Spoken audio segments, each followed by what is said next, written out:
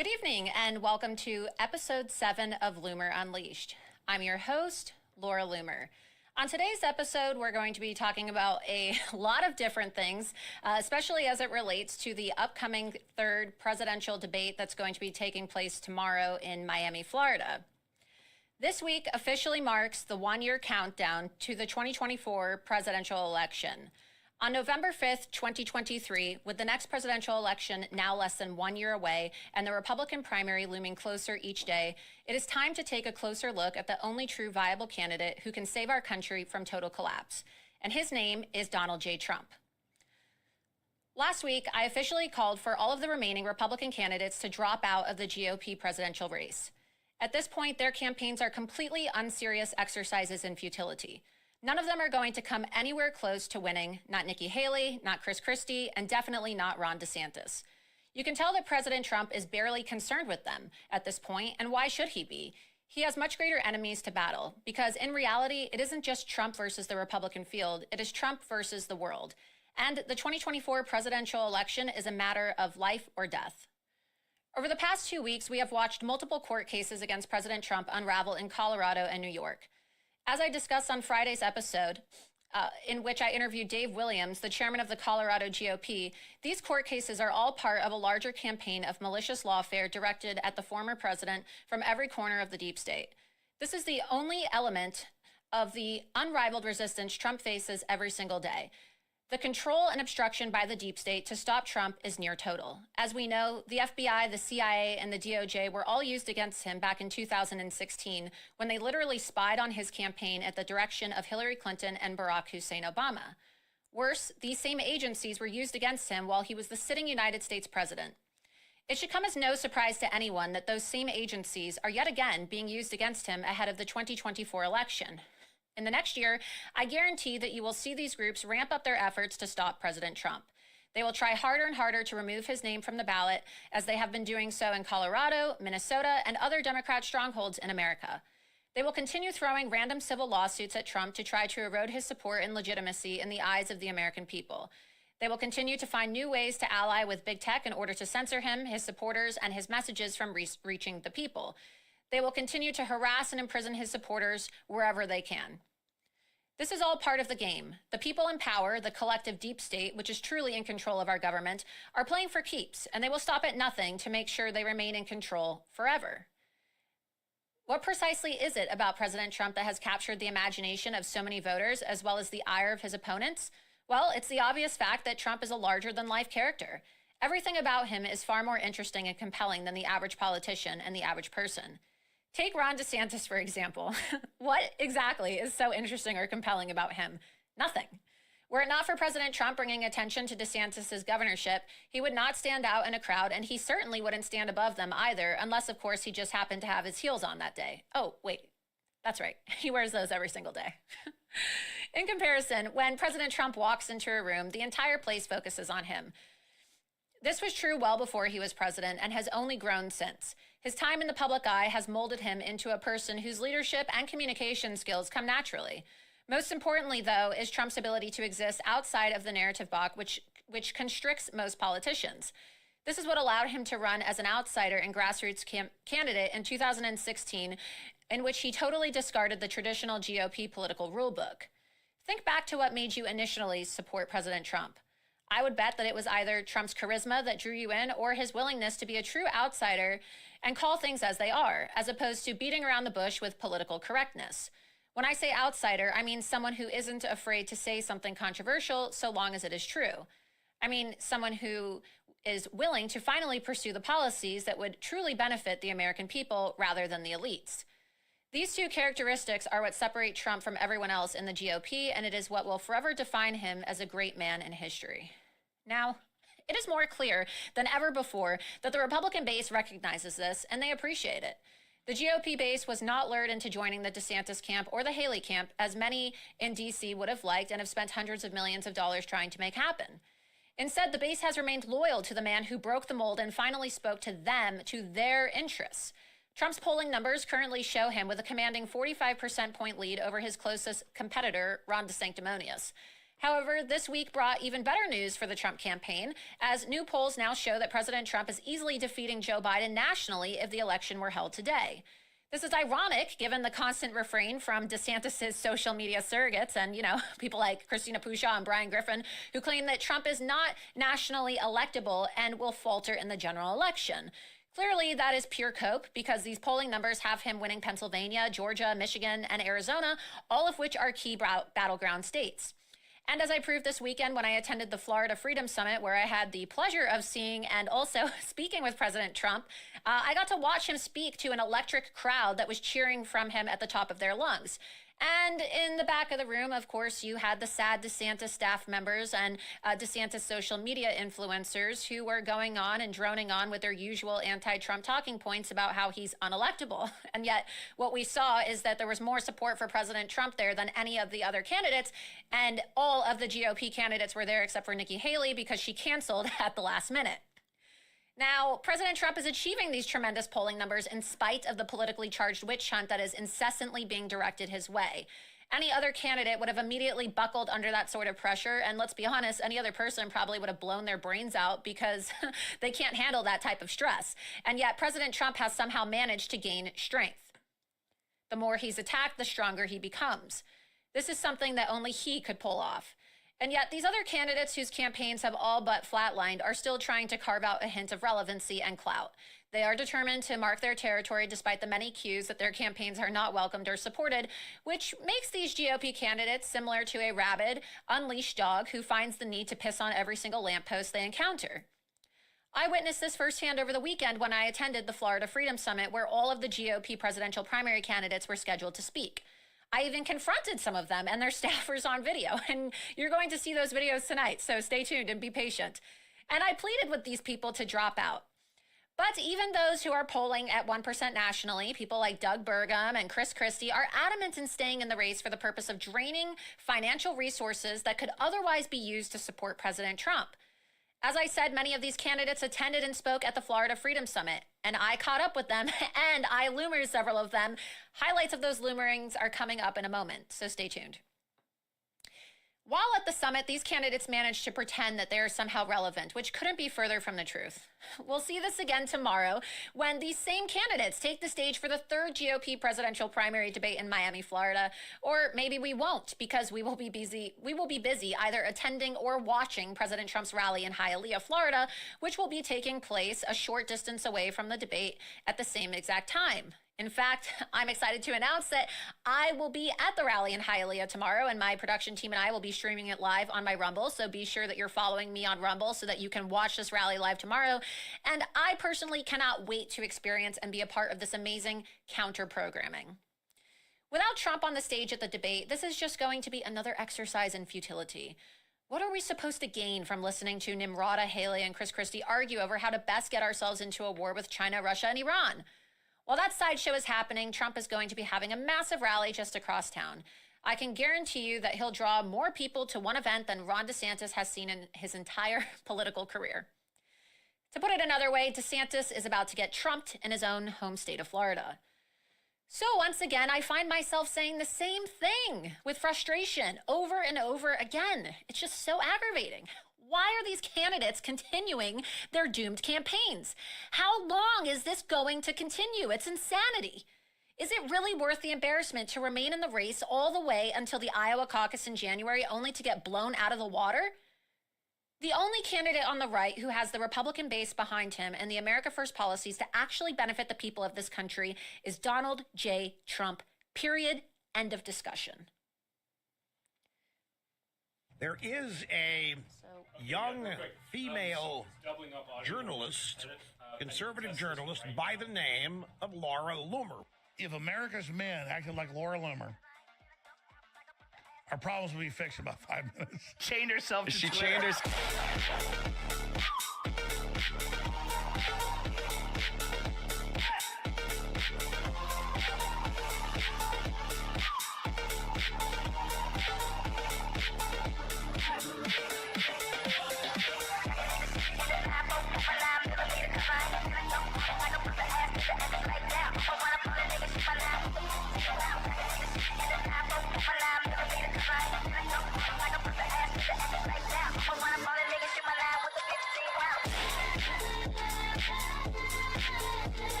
I apologize for the delay for those of you who are tuning in now. We had some audio issues, and there was an issue with the XLR cable, and we had to completely reset the audio system, which is why you saw me remove my earpiece as well during my monologue, and we're still having a couple audio issues. But regardless of that, that's some of the issues that occur with live production. I wanted to thank everybody who's tuning in live. We have a really exciting show tonight. Congressman George Santos is actually up on the Hill right now, where members of Congress are currently in the middle of a vote to censure jihadist Congresswoman Rashida Tlaib. And he's been gracious enough to agree to join me tonight. As you know, you may have seen the report that I broke earlier today. We can get that up on the screen.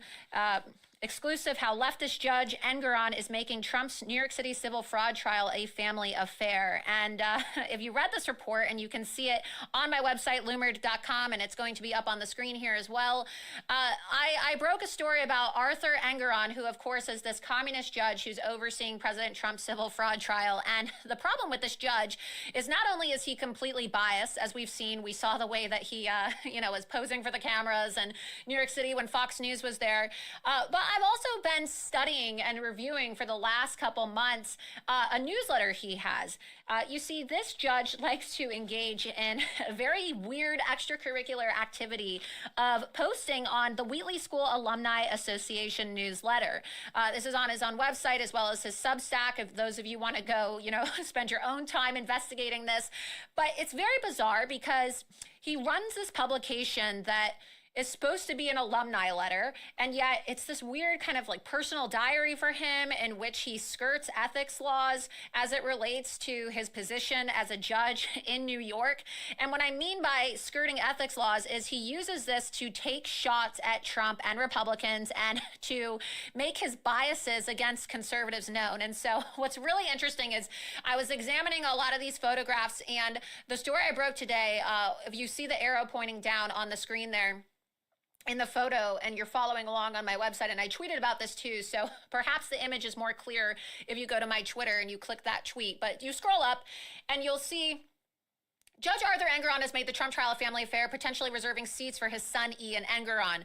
So you'll see the photo with the, if we want to click on that and expand it at the top, click on that. Well, you could just zoom in on that little red arrow, and you'll see that arrow pointing down goes to the bald head of a guy named Ian Engoron. And Ian Engoron, if you keep scrolling down, is the son of Arthur Engoron. And just keep on scrolling down, and you'll see that Ian Engoron is an employee of the, we can get this on the screen here, the production room. Scroll down so you can see Ian.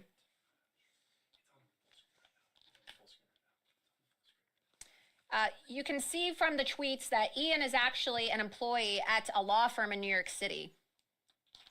And if you expand those tweets, I'll just do it on my phone. Yeah, you see those tweets right there. He works for a law firm called Olshan Law Firm out of New York City. And Olshan, you can keep that graphic up on the screen for the viewers to see. You can also see these in the original tweet. The Olshan Law Firm describes him as being an activist, shareholder, litigator. And so what this means is that this law firm and Arthur Engoron's son, Ian, is essentially helping shareholders, helping investors decide which causes to invest their money into. And I guess this law firm is providing legal services to these shareholders based off of political trends in America. And their law firm appears to specifically be geared towards left-wing political activism and leftist shareholders. So what does this mean? Well, what does that mean? It means that if you're Ian Engoron, and you're a leftist and your clients include leftist investors into leftist political causes, this means that you could potentially be benefiting financially significantly if your father happens to be the judge who's overseeing President Trump's trial. And who knows if they're betting. Like when you have investors, right, you're not sure how your investment's going to play out. It's kind of a gamble, but you would like to think that your advisor or whoever's advising you on how to make this investment would have your your best interest in mind as it relates to you getting the best bang for your buck.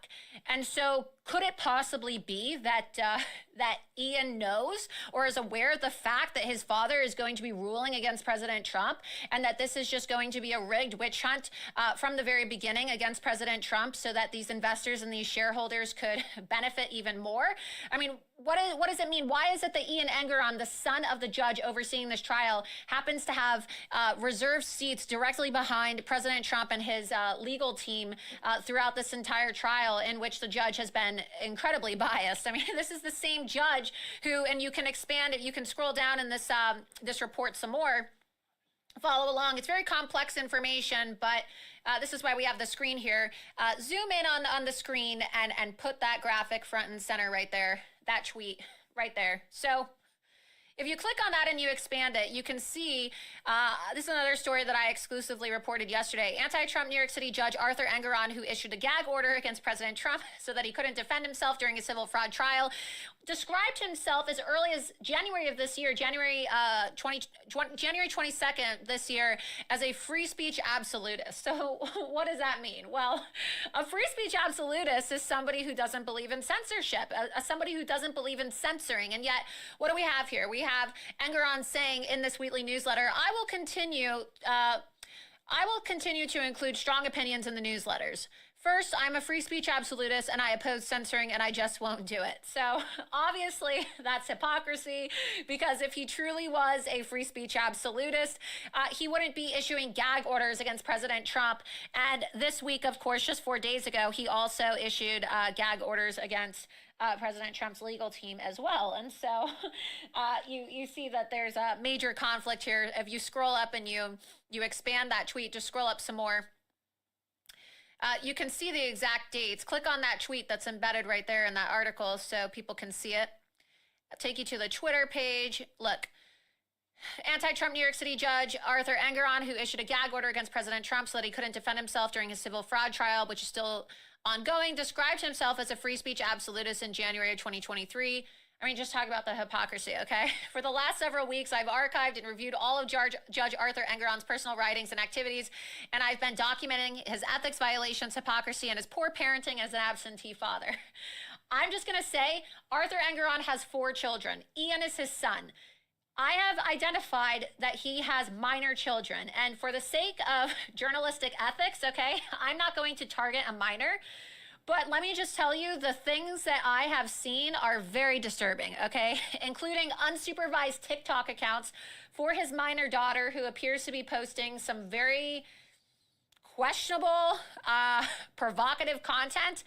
And I'm just not going to show it because I find it to be really inappropriate, and I'm not going to be accused of like sexually exploiting a minor, okay? But clearly you see Judge Engeron, who has it's very hard to pronounce this guy's name, Judge Engeron, and you'll notice he's in the gator mouth tonight. So we always put somebody in the gator, and tonight it's Judge Engeron, who has the pleasure of being in the gator mouth. I'm not going to be accused of exploiting a minor, okay? But we know that there's predators on TikTok. We know that there's all types of really nefarious things on TikTok. And the fact that Judge Engeron wants to harass Don Jr. and Ivanka Trump and Eric Trump, and we see that he's demanded very creepily, oh no, I want Ivanka in my courtroom, right? Why? So you can like stare at a beautiful woman and basically gawk a beautiful woman. It's my understanding that Engeron's also going through a divorce right now too, which is not his first. Which I've, uncovered from my investigation into him. Very bizarre guy. But I don't think a guy whose daughter is a minor, who's unsupervised on TikTok posting provocative content, really has any business talking about President Trump's children, all of whom are incredibly successful adults, okay? And everybody can go look up this individual and his child themselves. I am not going to show her TikTok videos because I feel kind of weird posting, this very explicit material that this minor child is posting online. It's very inappropriate, but somebody should do some type of a wellness check on Engoron's minor children, because it looks like, aside from posting naked selfies on his newsletter and being a creep and a sexual pervert, his children appear to be engaged in very, how do I describe it? Suspect behavior, concerning behavior, troubling behavior that anybody with minor children would probably be appalled that their child was engaging in if they were witnessing their actions on TikTok. So we'll just leave it at that. Congressman Santos is about to connect. Again, he's in the middle of the vote right now to censure jihadist, Jew-hating Congresswoman Rashida Tlaib, which has been a throwdown on the floor of the House. Busy night tonight. We're also going to try to do some live election coverage because we have races tonight in Kentucky, and we have races in Virginia and Ohio. And so we're going to be trying to monitor these live election updates in real time in between interviews. So it's not really looking like a good night for Republicans. I'm not expecting there to be many Republican victories tonight.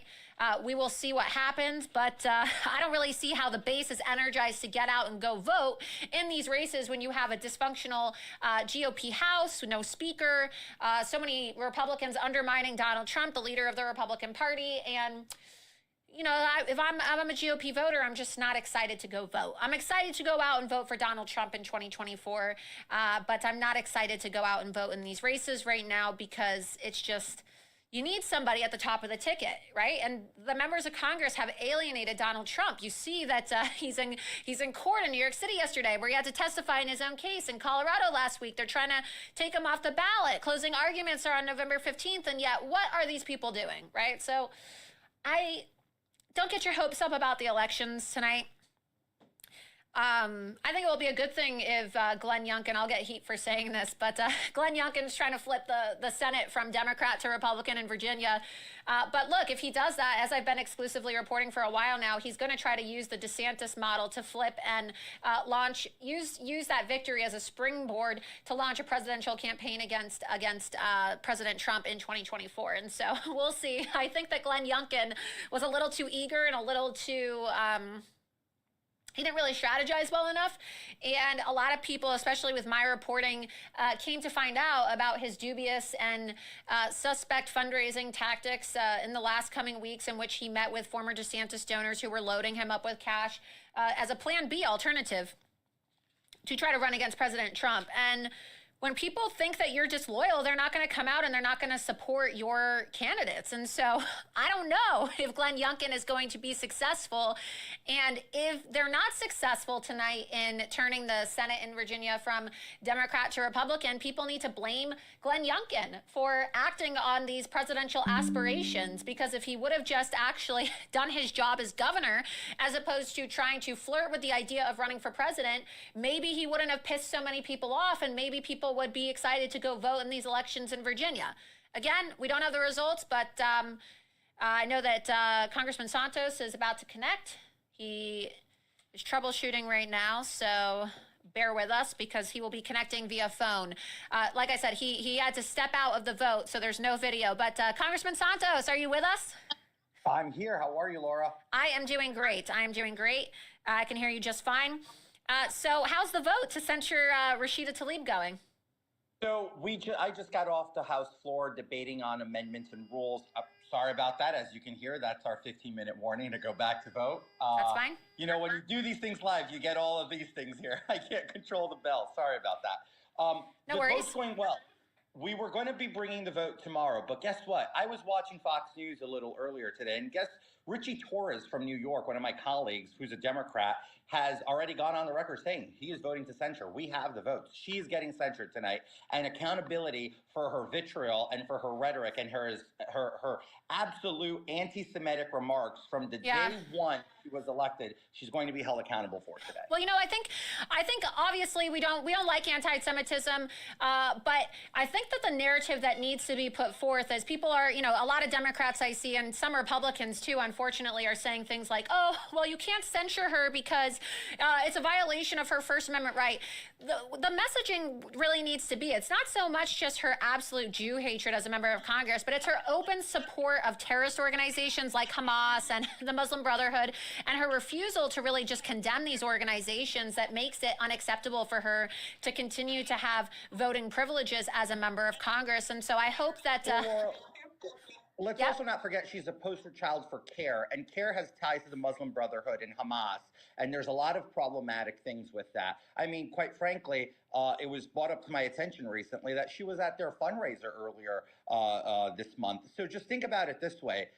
This is a person who's tied herself to problematic entities and problematic organizations that the UAE has already themselves designated a terrorist organization with troubling ties to other terrorist organizations. And, you know, the fact that we allow this is not protected speech. You're right. You're correct. But again, Republicans suck at messaging, unfortunately. And thank you for bringing that to my attention so that I can be reminded to not suck at messaging. You're right. This isn't a First Amendment issue. This is a actual matter of national security. The vitriol she's spewing is pro-terrorist. It's pro-Hamas. It's pro-genocide of Israel. This is not protected under the Constitution of the United States. Yeah, and I think that there also needs to be some type of bill brought to the floor of the House to ban members of Congress from taking their oath of office on the Quran. I mean, I don't know if this is something that you would be interested in doing, but certainly it's very problematic that both she and Ilhan Omar took their oath of office on the Quran, and they're taking their allegiance to Sharia. And as we have seen in these Islamic nations, and especially with Hamas, their Hamas covenant that explicitly calls for the eradication of Jews in Israel. How is it that members of Congress can take their oath on a Quran in which the values are completely incompatible with those which we espouse here in the United States of America and Western civilization, rooted in Judeo-Christian values, you know? So that's something that I would like to see, something that I would have done if I was a member of Congress, because there are many ideological issues. And unfortunately, the Republicans suck at messaging, like you said, and like I've said, and they've never really had the balls to have a conversation openly about the dangers of political Islam. And we're now seeing the dangers of political Islam in America, Congressman, as it relates to national security issues, and also just the safety of our Capitol and the White House. I mean, did you see the way that these Hamas operatives literally scaled the fence of the White House and defaced a historic wall and property with handprints that are supposed to look like blood? I mean, this is really out of control. In any other country, you'd be shot dead on sight if you tried to scale the president's residence. Well, here's an interesting thing. The Secret Service has authority to shoot to kill if there is a potential breach of the perimeter of the White House. You know what? I don't like dealing and dwelling in ifisms because it does us no good. But just think about it this way. Change the crowd and tell me if rubber pellets at bare minimum would have been shot as warnings. That's all I ask. Well, let's call out the they shot him at J6ers, right? My point, why is it do I feel if it was a group of conservatives condemning Joe Biden's corruption and weaponization of the federal government against his top political opponent, if that would have been a much different scenario? I mean, you would have had the National Guard, but we had people parading in Washington, D.C. by the tens of thousands promoting and advancing a terrorist organization and regime, which is Hamas. That is troubling. After 9/11, that is absolutely despicable, abhorrent, un-American. And so you are 100% positive. You're telling me live, you're breaking this news live on Loomer Unleashed now, that the 100% you're going to have the votes to censure Congresswoman Rashida Tlaib tonight? If the Democrats and the Republicans that already guaranteed don't fold and lie to us, because that is a very common thing here when votes are being pushed. Wait, you mean politicians up on the Hill are liars? But let's be very clear. It is confirmed that the votes are there. When you have people like Richie Torres going on national television saying, "I am censuring her today," Right. I think that tells you where we are. Good. Well, moving along now, because this is what originally you agreed to come on and talk about tonight. I broke this really big story today about Judge Engoron, and you are a representative in New York's 3rd District, and President Trump has been in New York, and I know that you've expressed support for President Trump amid this trial and this witch hunt. And this judge, this communist Judge Engoron, Arthur Engoron, as I uncovered, has been allowing for his son, who works as a lawyer at a law firm in which he's the representative for the activist shareholders. His name is Ian Engoron. And so you saw my viral report this morning. You saw my report about Engoron talking about how he claims he's a free speech absolutist when he's really not a free speech absolutist, because how can you be a free speech absolutist and then, gag Donald Trump, the president of the United States?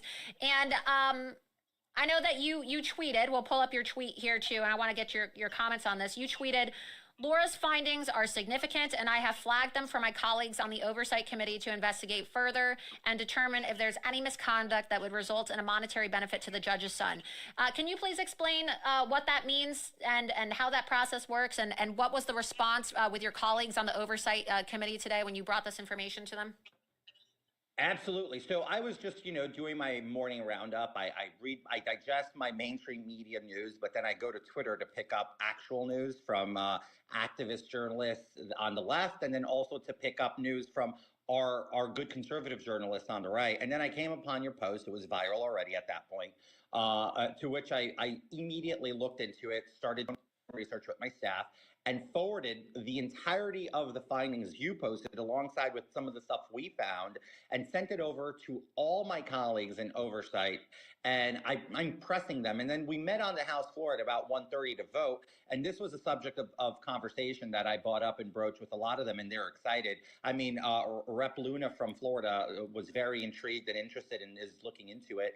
So it's encouraging, because here's what's going on. And when you say they're looking into it, you're talking about the report specific, both of these reports about the lies about the free speech absolutism, and then also, most importantly, I think, is the inappropriate nature of him giving access to his son, who also works at a law firm in New York, access to, and you can see the photograph here, probably a better quality.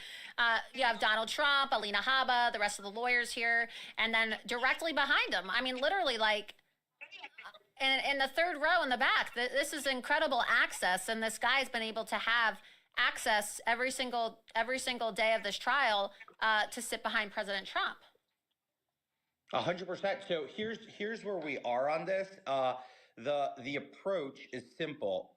We're trying to go after him on. Oh, I'm sorry. Not we're going after him. We're looking into it to see if there's an avenue that we can go ahead and explore and see if there's a there. Meaning, is his son benefiting from this monetarily? Is there a benefit to his son? Is this judge ruling in this case with bias to give his son a favorable outcome or a predetermined outcome so that his son can benefit in his position in the law firm? And if there is a client his son is representing that has asked for this kind of service to punish and punitively attack the president. Here's an example of how this can go down. Donald Trump and the Trump Organization are some of the most aggressive real estate developers in New York, and have been since the 80s. Donald Trump created this from scratch. His father, Fred, was a great guy, but he operated largely in Queens. I don't want to go over the biography too much, but to give context here, President Trump has a lot of enemies and competitors all across New York State. Absolutely. He's accomplished. I mean, just look at Manhattan. It's Trump Tower this, Trump Park that, Trump Place this. So it's obviously that he has people that would love to see him gone with his license suspended from practicing in New York so that they can run rampant without real stiff competition. Donald Trump is a big rock and blockade in a lot of these people's way of life of greasing their own pockets. So if there's a client that goes to this judge's son, this case goes in front of this judge, and this judge knows that if this case goes the direction that would benefit his son makes like a bandit, that's impropriety. That is corruption at its fundamental root, and that is call for a mistrial. So I think that my colleagues in Oversight, obviously they have to look at the evidence, they need to do their research. But if there's a there, I'm very confident that with the competent Oversight Chair, Jamie Comer, who's unveiling the 10% for the big guy just this week, he would have zero qualms with going out there and doing this investigation if there's a way and path to pull that through. So I think that the most important part here is holding this judge who is absolutely unfair, unhinged, and attacking former President Trump. He just he can't accept the fact that the 45th will be the 47, whether he likes it or not. There's no judge, there's no DA in New York that's going to stop that from happening. And his own statement saying, "Oh, I'm a free speech absolutist. I won't censor. I just won't do it." No, but then, he's not. but then what? All of a sudden, with Trump, you will? I mean, it's just you can't take this guy that's seriously. the thing, the hypocrisy. And the naked photos too. I mean, these naked selfies. It's very bizarre. I mean, we have some photos here I want to show you too. This is a really interesting photo you may want to investigate as well. We'll get it on the screen here. Here's a photo that he put in the Wheatley newsletter, if you can see this, and he's in the back of the pool party. And then there appears to be a heavyset black woman in the far right corner who's just kind of hiding off in the side, who is not trying to be noticed. And it looks like Tish James. So it looks like Arthur Engeron and Tish James are like partying together with their clothes off at a pool party. That looks like Letitia James from a side angle, if I've ever seen a side angle. And it's not like I really want to look at a side angle of Letitia James. I mean, come on, look at her. Look at her. So, well, look. But is that? I mean, look at how deep do their ties and their relationships go? I mean, it's not just. It's not just, oh, the son's in the courtroom and Letitia's, making all these comments and this guy has a newsletter. It's like they're partying together and conspiring in the pool and having these elaborate events where they're literally working and plotting overtime in their bathing suits to get Trump. It's just, needs to be an investigation into this. It's not like this is a real legal system anymore, right? Letitia James is an elected Democrat posing as a DA. Well, that's what she was elected to do. And Judge Engeron is an elected Democrat posing as a judge.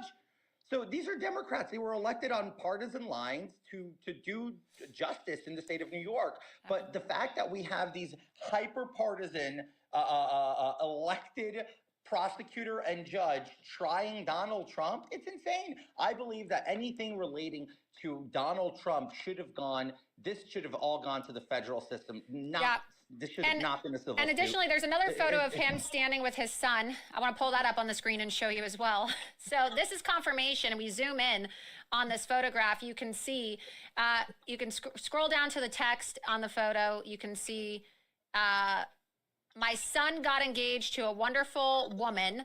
Okay, writes Art on September 1st. Okay, so this was recently this year. On September 1st, 2023 on Fire Island, my son got engaged to a wonderful woman, shortly after which this photo of Ian and I was taken. So look, we know that his son is Ian. This is not a conspiracy. There's Ian Engeron. I showed you the photo of Ian Engeron working for the Olshan law firm there. Another photo we'll put up on the full screen for you to see. And if you scroll down to his bio in the photograph, or at least these photographs that I posted in the Twitter thread, you see associate. But if you go to my tweet, the original tweet which I posted about this, you can see that his bio says that he works as a shareholder associate. And if you go to the Olshan website as well, it's on there for people to look for themselves. And we have all the screenshots, even though, they're going to try to scrub the website, I'm sure. One last thing is, you and I were on a Twitter space the other night and we were talking about why Speaker Johnson hasn't released a statement himself, Congressman, about the J6 tapes. I really enjoyed the press conference he had today with the hostages of, the family members of the hostages in Israel. I'd love to see a similar press conferences with the J6 families where he actually commits to releasing the footage. Did you talk to him? Because I know you said that you were going to talk to him and ask him about why he's having people like Anna Paulina Luna and Matt Gaetz be his surrogates on this matter, as opposed to just coming out and giving his plan for releasing the J6 tapes. So I actually am going and scheduled to speak with him today on the floor. So that's when I'm going to be broaching the subject. Since we did the space, I haven't had the opportunity yet. As you can imagine, he's a busy guy. And I will be bringing this up to him and giving him the advice of the people at this point, because I've received so many inquiries after that space that we did, requesting me to actually make a plight to him and say, please, address this yourself directly. People want to hear what your plan is. And I'm going to do that. And like you said, today he did the right thing, and he's been doing the right thing. And he's receiving guidance from the right people. And I think that this is that we will see this coming forward soon. Like I said in the Twitter space, I am an advocate for the J6er. I've met with them. They've been in my office. I've been to Freedom Corner. I'll continue to do that. Here's the one thing I want to bring up to your attention. On that engagement, when that first line of the engagement read Fire Island, I said I was expecting it to be, my son got engaged to a nice man, because of Fire Island's historic nature of being gay island on Long Island.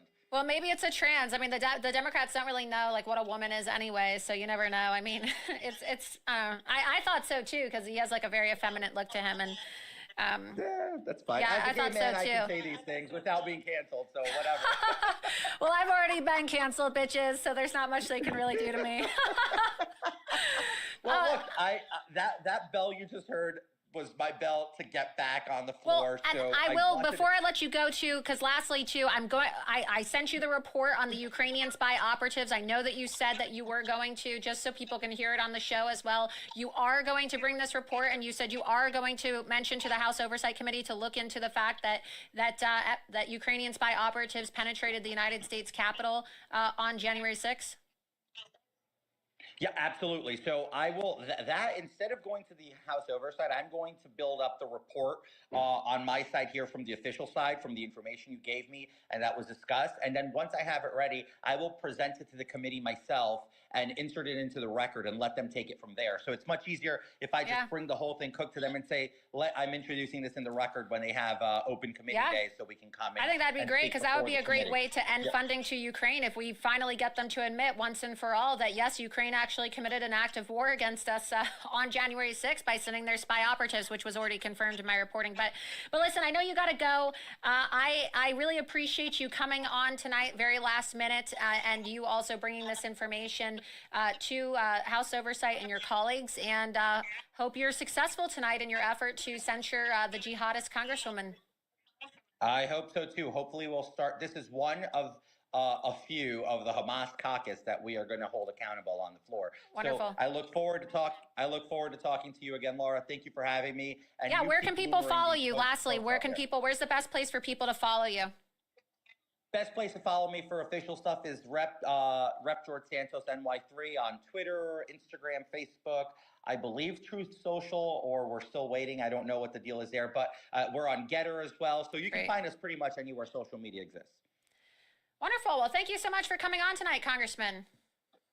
Thank you. Thank you, Laura. You have a great day. God bless you. Thanks. You too. Thank you. Well, so there you have it. Congressman George Santos, the Jewish, as he likes to call himself, the Jewish congressman from New York's 3rd Congressional District. So, look, I think that's great. You know, like I've had my outs with him in the past, and especially when he was first elected, but I really find it commendable that he is willing to engage with voters in Twitter Spaces. You don't really see many members of Congress make themselves available because they never know, are you going to get called out? Are you going to get confronted in a Twitter Space? And he actually really engages with people and is not afraid of the conflict. And go back to his Twitter feed actually really quick, because click on his feed. I want to see that. Updates, scroll down. House Democrats are passionately screaming and slamming on podiums on the House floor in defense of Rashida Tlaib and her stance on From the River to the Sea, a euphemism for the annihilation of Israel and Jews. So that's going on right now. Look, I've been warning about Rashida Tlaib and Ilhan Omar for a very long time, okay? And just so that you can see just how incompatible it is when you allow for jihadists to serve as members of Congress, let's play this clip of Rashida Tlaib wearing a rag of a terrorist around her neck, a keffiyeh. It's one of these little rags that, I call it a terrorist rag because that's what it is. A keffiyeh is a terrorist rag, okay? And it's what all of these jihadis love to do. They love wearing these little terrorist rags around their neck, and that's what she's doing in the halls of Congress. And of course we had to change the rules when Ilhan Omar, this poor Muslim woman, now it's like, Jesus Christ, the members of Congress are saying things like, we can't show any type of like bias towards Muslims in this country. And so we need to change the rules. And so while you have Christians as the most persecuted group of people in the world, Christians are the most persecuted people in this country. Okay, we see the way that Christians are persecuted on a daily basis.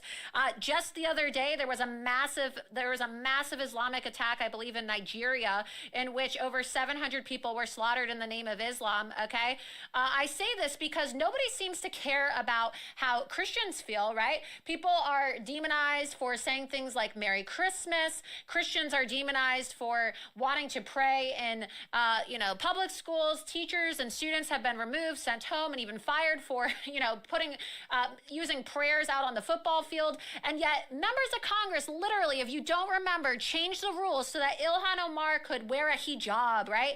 You were not allowed to wear head coverings in Congress, believe it or not.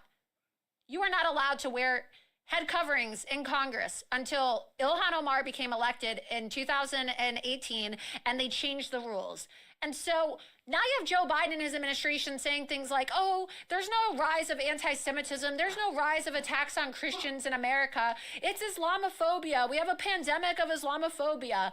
Well, is there a pandemic of Islamophobia, or do the members of Congress, the Republicans included, not have the balls to actually call out jihadists where they see them, okay?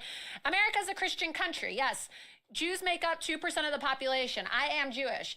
But our Constitution and our values were derived from the Bible, okay?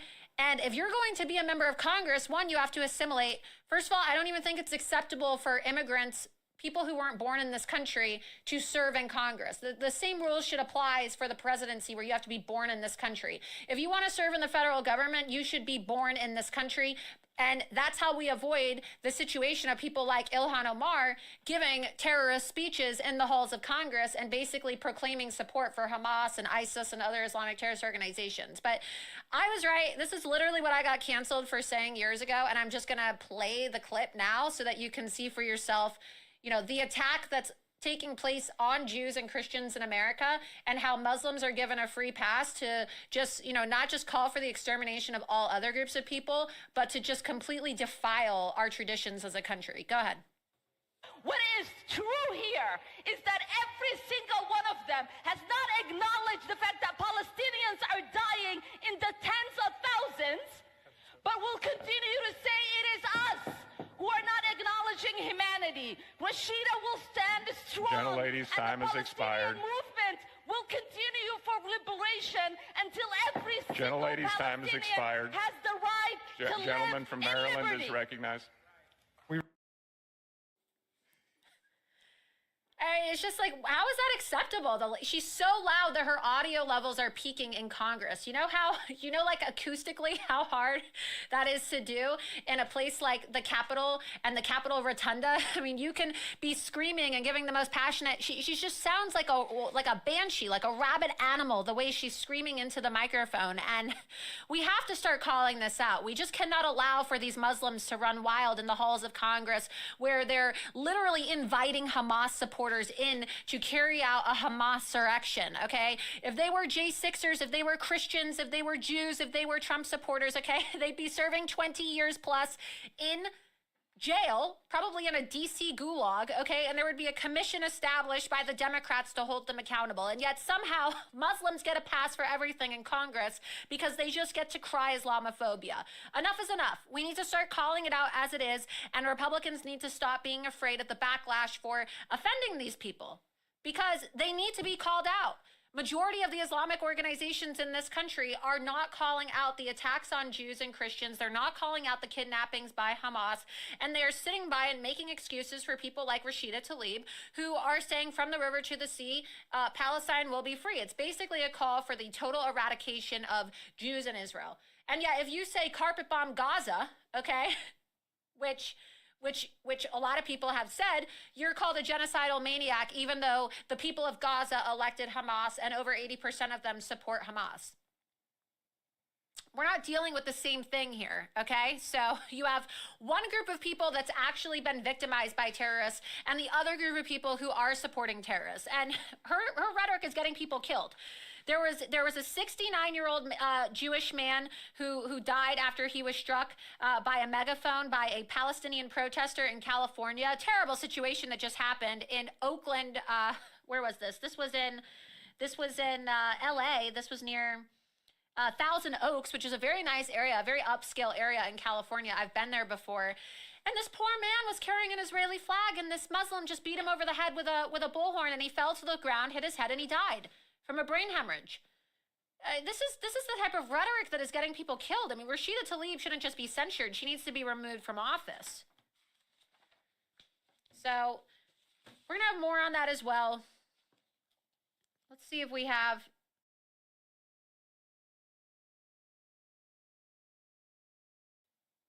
some clips. I know we have some clips from some of these rallies. Really unfortunate stuff. Before we get to our next guest, who is going to be, her name's Charlene Bollinger. She's going to be speaking about a film that she has just released, Propaganda Exposed, detailing a lot of the propaganda that we see in times of war.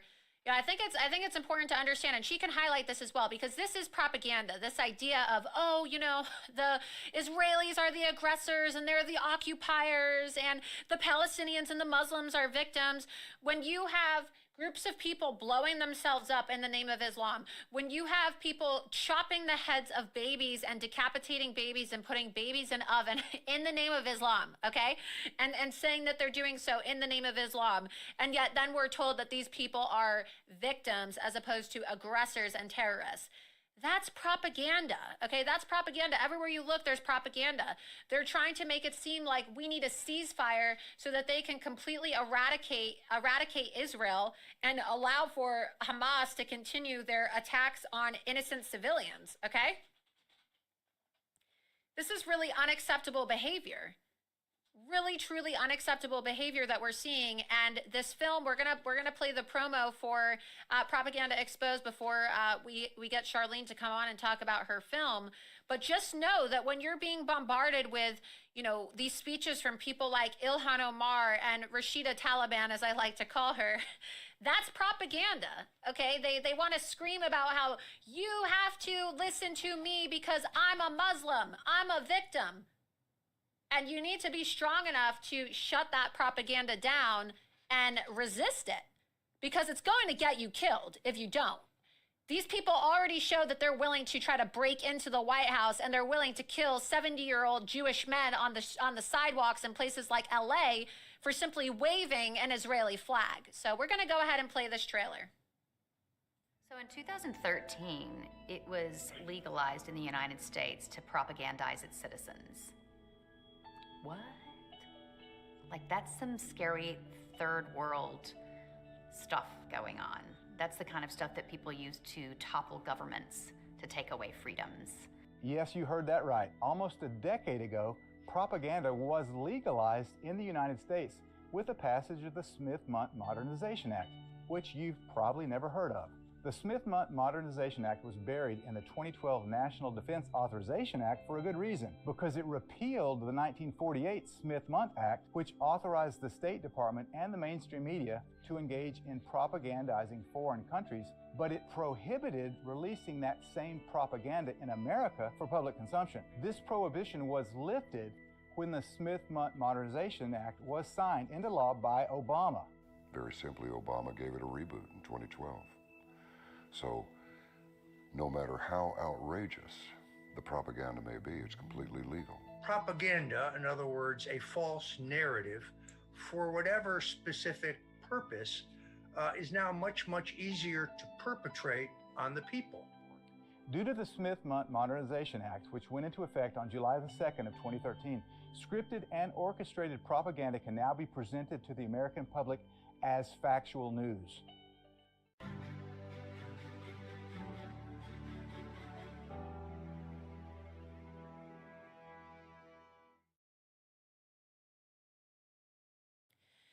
So looks like the film has a lot of really interesting perspectives. We see that Roger Stone, who of course has been on Loomer Unleashed, a great friend of mine as well, gave his interview. He certainly knows a lot about propaganda, having been a victim of of the Russiagate hoax. And so I believe we have Charlene connected now. Charlene, can you hear me? I can hear you. Wonderful. So great to see you. How are you? I am great. It's good to be here. Thanks, Laura. Yeah, so great to see you. So we played the trailer for your film Propaganda Exposed, and I don't know if you heard me before you were able to connect, but I'm just talking about the insanity of how we're seeing propaganda play out. I know that your film specifically talks about propaganda as it relates to foreign policy and war, but I think that a perfect example of this now, everybody got a masterclass in this propaganda with the Ukraine war and this conflict in Israel and Gaza, and the way that they try to make the actual aggressors seem like the victims. And there's just no lie that these members of Congress or the supporters of war won't tell for the sake of getting what they want and brainwashing the masses. If you can just give me your thoughts on that and tell us more about your film. Yeah, you're right. The government does spread propaganda, our own government, to the American people. And, with the Smith-Mundt Act back in 1948, that was put in place to protect American citizens from propaganda from our own government. So it was put into law that our own government could not spread propaganda through our media to the American people. Now, you go fast forward to 2012 and look at Obama with the NDAA rollout, which really turned our own government inward and aggressively against the American people. And in the NDAA, what Obama did with the Smith-Mundt Act is he rolled out the Smith-Mundt Modernization Act. So what he said was, yeah, we can use propaganda through the media to foreign nations when it's good for America, but sometimes it's good for America to use that same propaganda through our media to the American people. So he made it lawful to lie to the American people. People need to understand that. Now, Laura, they were already lying to us through the media, and we have a lot of proof, and we cover it in the film. I think that you and your audience will love this film. And as you said, Roger Stone is included in it, but Roger knows a lot about the Smith-Mundt Act and a lot more. So it's critical watching, especially for right now, as we're seeing clear propaganda being funneled from our government to the people in this country and around the world. Yeah, absolutely. What are you hoping that people gain from this film? Because, some people, I think that COVID-19 really woke people up, right? That was a red pill moment for a lot of people as it relates to propaganda, because people know there's propaganda, but I don't think that your average person really understood the extent of it until, we saw the efforts to silence Americans in the middle of an election due to COVID, all of the lies. And I know that you've done a lot. You just also released another film about vaccines as well, and vaccine injuries, and you do a lot to educate people about the propaganda surrounding the COVID-19 vaccine. But what are you hoping that people really learn from this? Because is it too late? Like, do you think that the propaganda masters have already, been effective in destroying our country and brainwashing the masses into supporting their New World Order agenda? Or do you think that people can still be saved from this?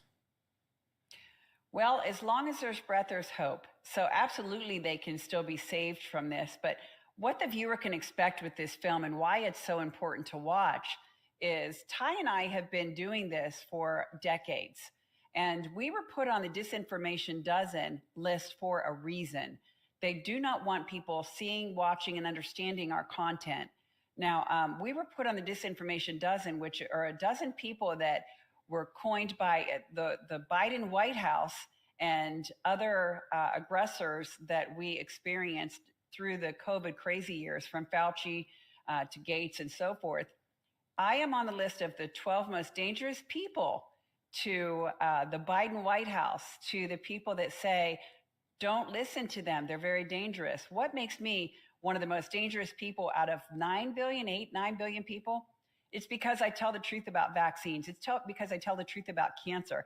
It's because I tell the truth about the official narrative being false. And like you, Laura, I bring my receipts.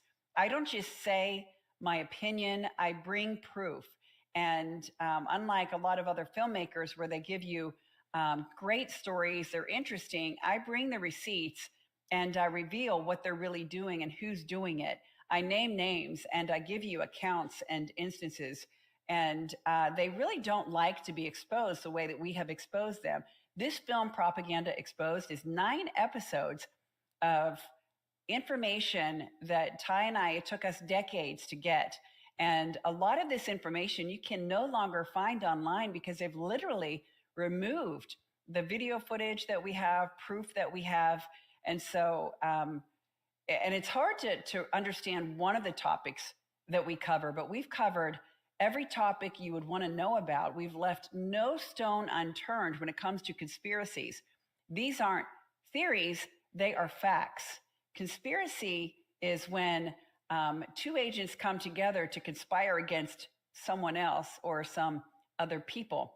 There are a lot of conspiracies happening right through our own government, through the media, and it didn't just start with COVID.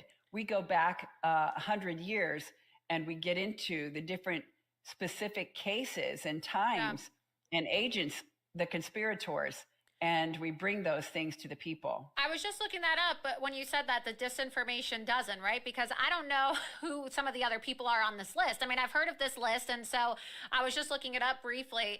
I don't think your average person is aware of this list and the Biden administration's involvement in it. Can you please explain to the viewers what this list is, when it was published, and who else aside from you is on this list and how you ended up getting on this list? Because people need to understand, like, our government is literally making hit lists. We saw massive propaganda in the time of the Holocaust and the Second World War, and what they did in order to punish dissidents or people who they thought were, were anti-propagandists, is they put them on lists and round them up, and they killed them. And so that's where we're headed, folks. You see that Hillary Clinton and the Democrats are already saying that we're in a cult. They're saying that we need to be deprogrammed in camps. What is this disinformation dozen list? Great question. And it is frightening that they would come after people for telling the truth about the things that they don't want the mainstream populace to understand, to know about. So what the disinformation dozen list is it was, and I encourage the viewer to go to thetruthaboutcancer.com and then search in the search bar for disinformation dozen. We have thorough information about the disinformation dozen, who's behind it and what they're doing. Some dark money has funded this campaign against us. That's how dangerous we are, and that's why everybody needs to watch our films, and it's airing right now free. But the disinformation dozen are a group of people who had, collectively, we have many millions of followers. So for us, we have a few million just on our email list alone, and then we've got millions on social media that follow us. And so we've had an influence, and it's been used only for good, to tell the truth and to save lives, because we lost family members to conventional cancer treatment. So we help people to understand their options, and as a result, they're alive today, which is so rewarding. Right. But through the COVID years, we were telling the truth about the vaccine that was coming, the dangers that we could face with that, and the absurdity of the masking and the social distancing. And we were working with people like Judy Mikovits. Judy Mikovits was telling the truth about Clinton, too. She was talking about, on our stage in 2019, Fauci and the fraud, and Hillary Clinton and what they did through the vaccine program and through... What happened when you were put on this list? I mean, aside from being targeted and put on a government watch list, did you experience any irregularity in your life? Were you financially punished? Just so people can understand, because it's one thing to be put, I've been put on secret lists, right? Like I was put on the FBI NICS list, which, nobody ever notified me about, which took away my ability to own or possess a firearm. So I know what that's like, right? And the consequences. What happens to you personally when you're put on this disinformation dozen list? Well, they made this very public. And the reason that they put this list together was to frighten people, to make them afraid. They framed us as if we were dangerous killers. And Biden himself came out, first his press secretary came out and warned people about the disinformation dozen. Their claim was that this list of 12 people, and Bobby Kennedy is on this list, Dr. Sherry Tenpenny, Dr. Rashid Buttar, there are doctors on this list. And they're on the list for telling the truth about the vaccines, COVID, and the scam that was happening. And so because they wanted to funnel everybody through the Fauci science model of COVID, they had to shut us down. So they said scary things about us. and CNN hit us. I had the only stage at the Capitol at January 6th. So we were there running the Health Freedom stage by the Capitol. The other stage was at the Ellipse. This is where President Trump was. And by the way, I'm friends with some of the Trump family, and we really do like Donald Trump. But we were there to stand for medical freedom. And so we had speakers like Mickey Willis from Plandemic. We had Roger Stone as one of our speakers. He ended up not being able to make it out, but we had a lot of very well-known people speaking, and we were just standing for America. But CNN hit us after that time, right before they coined us on this Disinformation Dozen list. And a guy that runs the Center for Countering Digital Hate was in that hit piece. And he's the one that they put as CEO of the group that hit us with the list. But they said we were Christians. That was bad because we were praying on stage. We were also bad because we told the truth about cancer. There it is. There's the list. There's the list. Yeah, we're pulling it up right now so you can see. So I pulled it up. So list. Disinformation Dozen, because it's so crazy. People have to see it for themselves, because they try to gaslight you. Like I'll tell people I'm on a list and they'll say, oh, come on, Laura. Like you wish you were on a list. You wish you were that important. It's like, no, really, they're targeting me. The government is putting me on their list. 100%. So, and you probably get that too, where people are like, oh, come on, Charlene, Biden's not going to put you on a list. No, really, they really honestly do. And so go up for a second on the screen. I want to read this. It says they even have this like graphic. They really went out of their way to hire like a digital graphic designer. So why platforms must act. So this was not just a list. It was a call to action for censorship across big tech. Take us down. It says the Countering Digital Hate Research Center, why platforms must act on the 12 leading online anti-vaxxers. So scroll down. Just 12 anti-vaxxers are responsible for almost 2/3 of anti-vaccine content circulating on social media platforms. This new analysis of content posted and shared on social media over 812,000 times. Wow, congratulations. You guys go viral. Between February and March uncovers how a tiny group of determined anti-vaxxers is responsible for a tidal wave of disinformation and shows how platforms can fix it by enforcing their standards. So I'm a Trump supporter, obviously. You are too. But you said that Bobby Kennedy's on the list too. What does that mean? Like, this is election interference in the sense too. In this, you could still have somebody run for president, and RFK, is entitled to, RFK is entitled to be able to, and I know that he's spoken out about these issues too, but you have presidential candidates, or you have people that are running for office as well that are being targeted. I know that the Democrats have even tried to say the reason why RFK shouldn't be allowed to participate in the Democrat debate in a primary is because of his public stance on vaccines. So this is stuff that's also being used to disenfranchise people from participating in a political discussion and to undermine their ability to vote for their candidate of choice as well.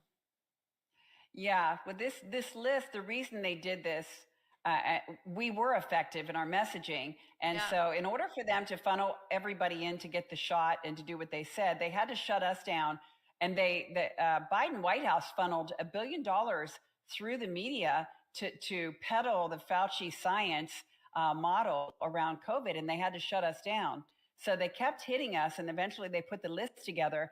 And really, like you see the meme, with Donald Trump. Well, Donald Trump, they're not after me, they're after you. I'm just in their way. Well, these 12 people, we were in the way of the Pfizer, Moderna, Fauci model and Gates to reach the people with their shot, because people that were listening to us were waking up and they didn't want to get the shot. They were questioning, is this safe? Is it really effective? Does this really work?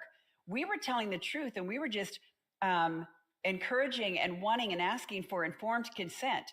You look at Nazi Germany, and those people were experimented on. And the Nuremberg trials were all about, this can never happen again. We can never do scientific experiments on people without their informed consent. They must know and consent to whatever experiment we're doing. Well, Laura, this shot, the COVID shot, was only passed through the emergency authorization use. It wasn't proved safe. It wasn't effective.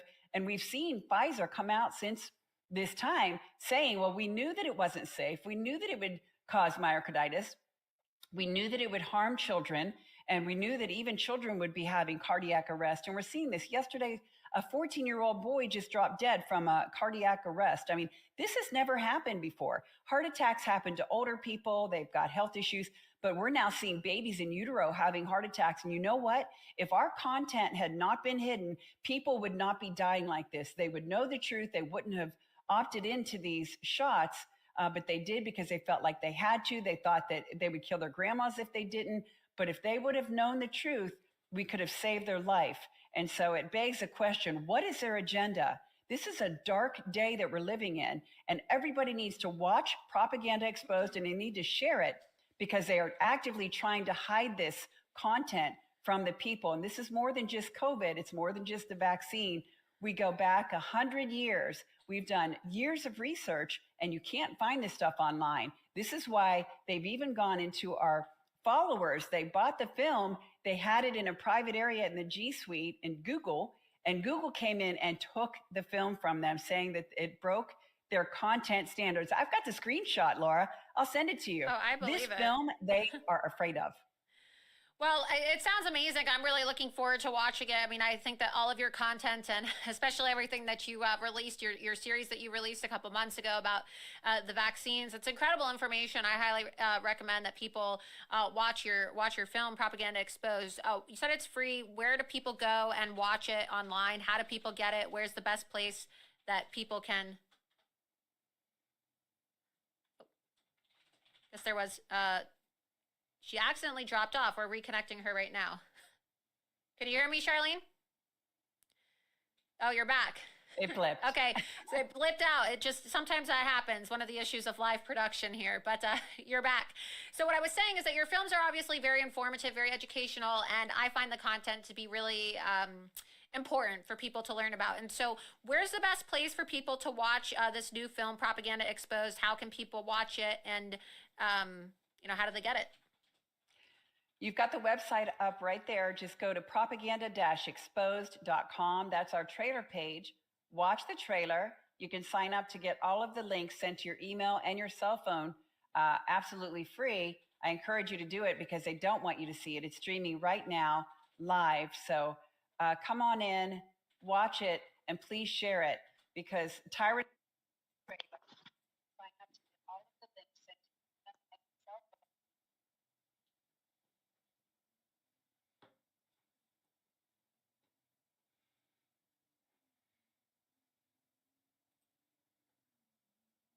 You're back. So propaganda-exposed.com, Laura, that's where they can watch and sign up to watch, to get all of the links delivered to them free from censorship. Wonderful. Well, thank you so much. And I'll be sure to watch, and I'll be sure to share it as well. Thank you so much for coming on tonight. Thanks for having me, Laura. Of course. Thank you. So I'm really looking forward to watching Propaganda Exposed. I think Charlene does really great work. And, I personally find her films to be really informative. As I said, we have some technical difficulties with the connection there. But I'm glad that all of you were able to hear that. Again, the website was propaganda-exposed.com, propaganda-exposed.com. And that's, of course, where you can watch the film. Now it's time to take a moment to promote the sponsor of Loomer Unleashed. As you know, I do independent journalism, and one of the reasons why my show is exclusive on Rumble is because we see that there's a lot of hostility, and Charlene just touched on it too. There's hostility to the truth, and there's hostility to free speech in America. And you see that there's this war, not just on the truth, but also on people that want to support the truth, people who want to promote the truth. And they try to do advertiser boycotts, and they try to, do all these things to make people think that there's not a marketplace for conservative content. And one of the reasons why I'm now exclusively on Rumble as it relates to my show, and I'm on Locals as well. And I know that if you go to the bottom of the Rumble stream, and be sure, we're live right now, so be sure that you're reposting this link for everybody to watch on social media, because I know that, let's see how many live viewers we have right now in the chat. Got a lot of live viewers. Ooh, we've got over 4,000 live viewers right now. So please, we're live right now. Be sure that you share this because we're going to be having a political insider come up for the next interview after this quick promotion for my sponsor. But I just want to say how grateful I am that there are people out there and there are products out there that are willing to take a stand for free speech. And it is so important that we support people who support us, because we complain all the time about how there's these woke corporations and companies that don't support free speech. And so whenever there's a product that is willing to put their neck on the line to support great conservative content and truth telling, I think that we really all owe it to ourselves to support them. And so I want to take a moment to thank this brand, Genucel. If you've been watching Loomer Unleashed, then you know that I've been using Genucel since I have signed with Rumble. And Genucel is a really incredible skincare line. And it's they're now promoting the most advanced Genucel ever, Genucel 3. And Genucel 3, it's great skincare. A lot of you are always asking me how my skin looks as good as it does. I'm not perfect. Of course, I have blemishes sometimes, and I'm always so tired. I mean, this weekend, I think that I went to bed at like 1 o'clock or 2 o'clock in the morning on Friday, and then I woke up and I had to wake up at 5. I got 3 hours of sleep, and I had to drive this weekend to go to that Florida Freedom Summit, and my eyes were just so puffy. I looked like I had a bee sting. And what I did is I put the Genucel 3 eye cream on my eyes. Ooh, whoa. I just exploded that product everywhere on camera. I think I squeezed it a little too hard. But you can see now this product is like literally on the desk here. That was interesting. But it's really soft and silky, and you can actually just put it on your eyes and wow, that just really exploded all over the camera right there.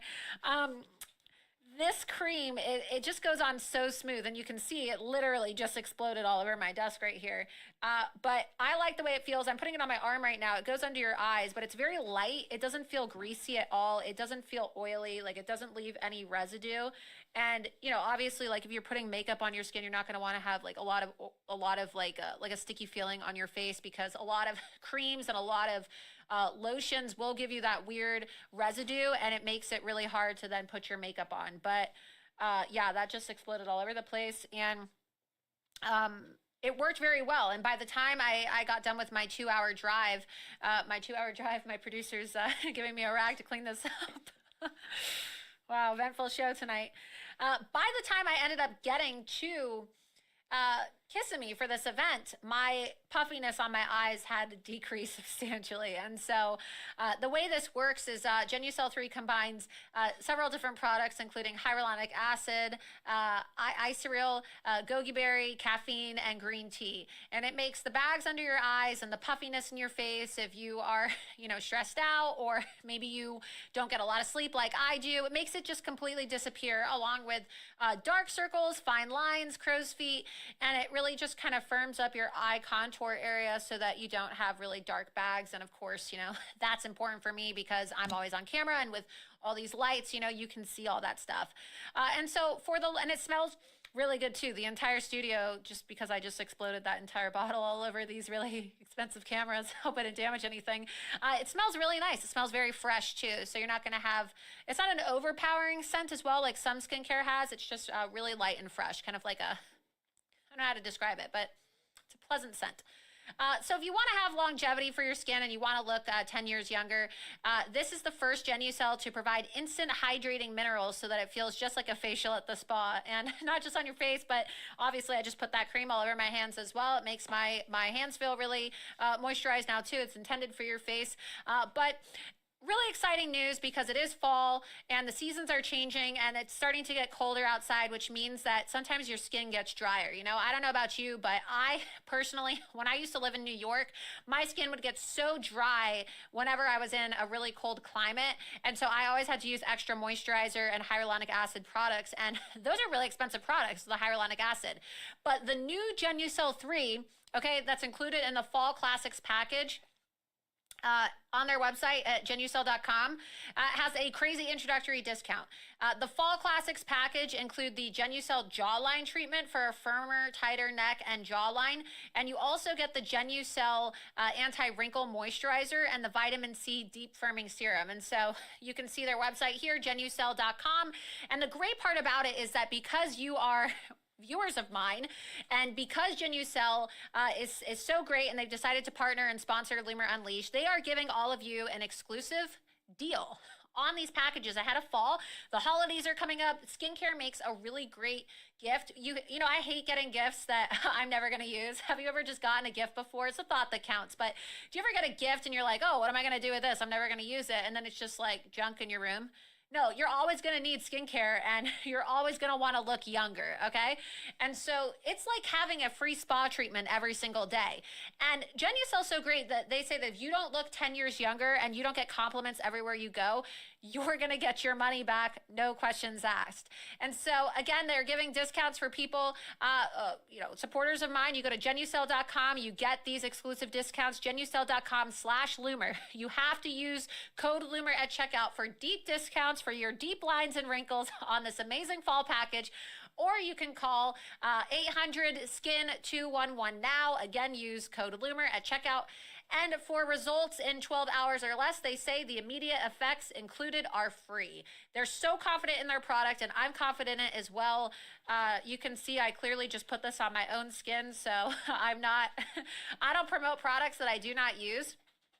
I don't promote products that I don't use. And so you want to be ready. You want to be ready now for your holiday get-togethers. You want to get ready for your Thanksgiving get-togethers, your Christmas get-togethers, your Hanukkah get-togethers. And so go to genucel.com/Loomer, genucel.com/Loomer, or call 800-SKIN-211. I put it all over my hands because it exploded. I would have put it on my face, but I would have messed up my makeup for the rest of the show. But obviously I do use this product because if it wasn't opened, it wouldn't have exploded everywhere. So I use these products and they work very well. I like them very much.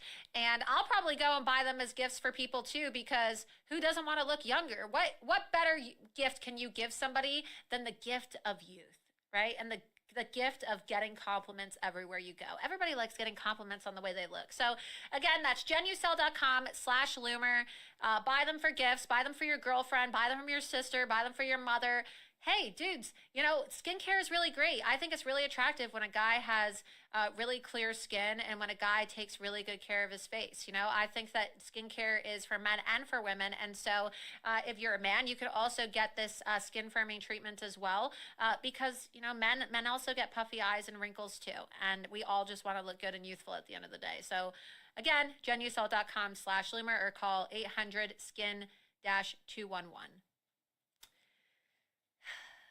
Well, with that, one of the reasons why I sometimes have bags under my eyes and I look haggard sometimes, and why I invest my time and my money into these great products that have hyaluronic acid in them, like Genucel, is because I stay up so late breaking stories and investigating people so that I can bring you really, impactful news stories and exclusive reports. And the story that I broke today that, of course, Congressman Santos commented on, exclusive how leftist Judge Engoron is making Trump's New York City civil fraud trial a family affair.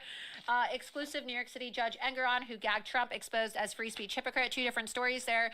I have a lot of sources, okay? And when I break the stories that I break, oftentimes I'm approached by people, okay? I'm approached by a lot of people, and one of the individuals who I was approached by, he does not want to be public with his identity because, he's a political insider. He's a political insider in New York and also an expert on matters as it relates to things like mortgages and real estate and property evaluations. And our paths crossed when, and I won't say his name because he's going to be anonymous because he, is still employed, and it's a very vindictive world out there in the East Coast where a lot of these the governments have been weaponized.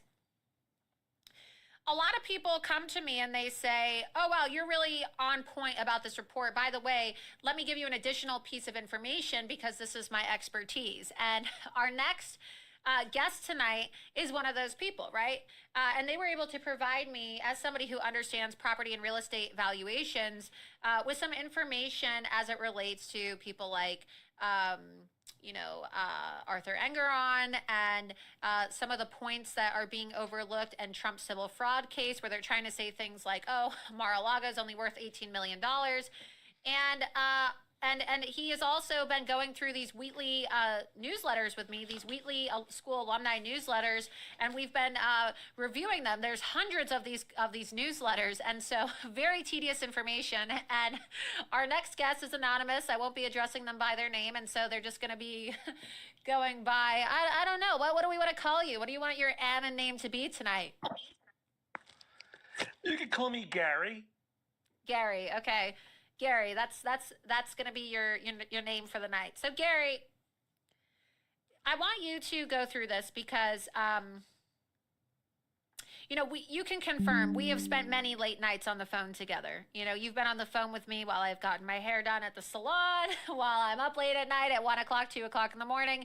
We really have been putting in the time and the work on analyzing and reviewing all of Art Engeron's Wheatley School Alumni Association newsletters.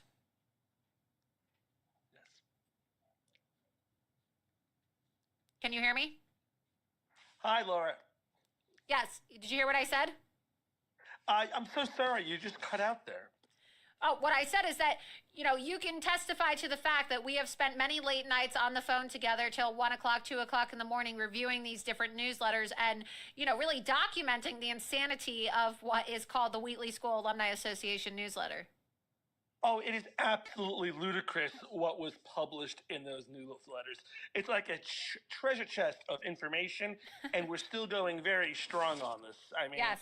Just for example, just the photos from the courtroom from yesterday.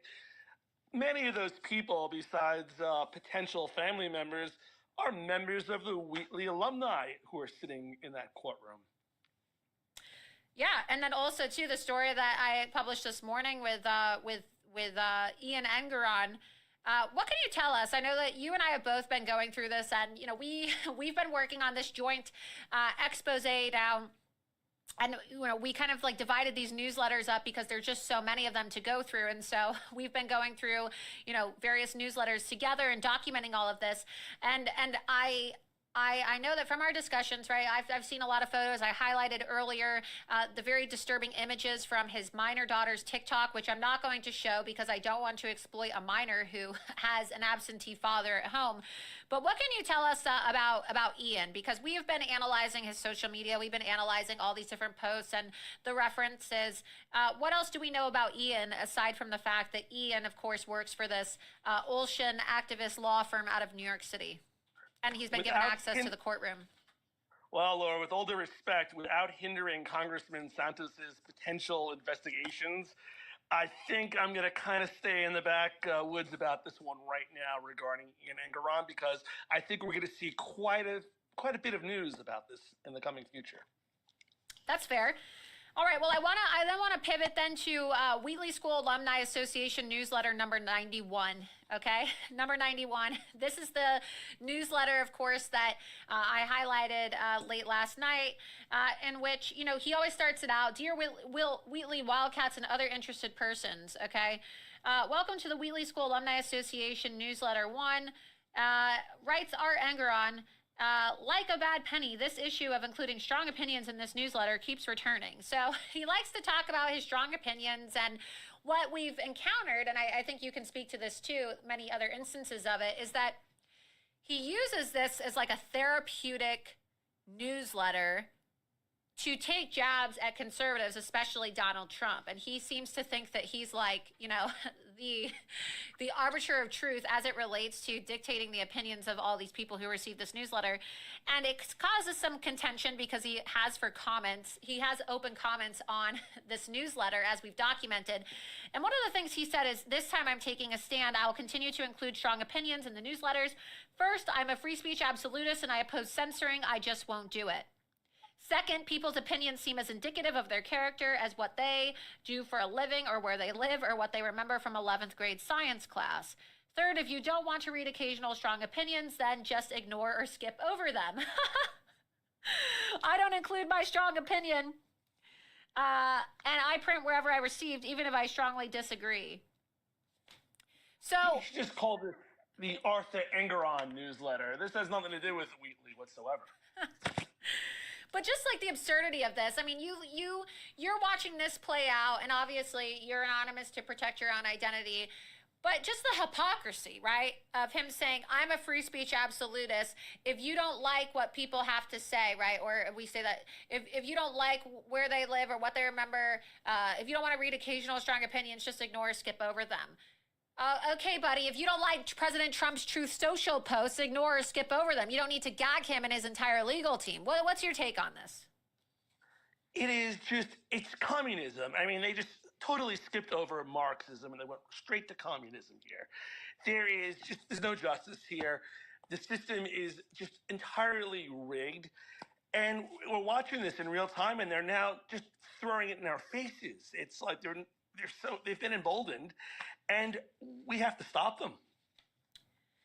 Yeah, we absolutely do. I want you to highlight on some of these other things. I guess since Congressman Santos is going to be doing an investigation into Ian and came on tonight, we can skip over the part about Ian for the time being.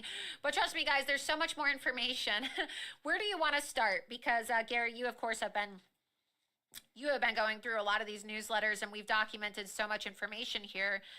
What stuck out to you? And again, there's so much info.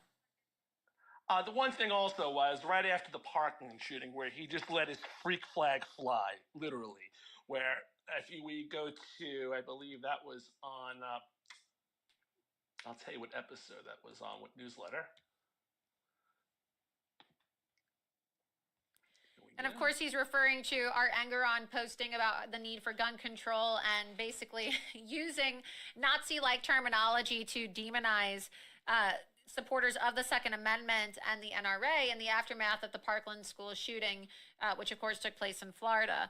But just the way that he describes certain people, I mean, it's disqualifying language used by a judge, right? You have to be impartial, and you would never even have to do a lot of research to know that this guy is a rabid anti-Trump propagandist. He's a Trump hater. He's a Republican hater. He's a full-blown communist, really, at the end of the day.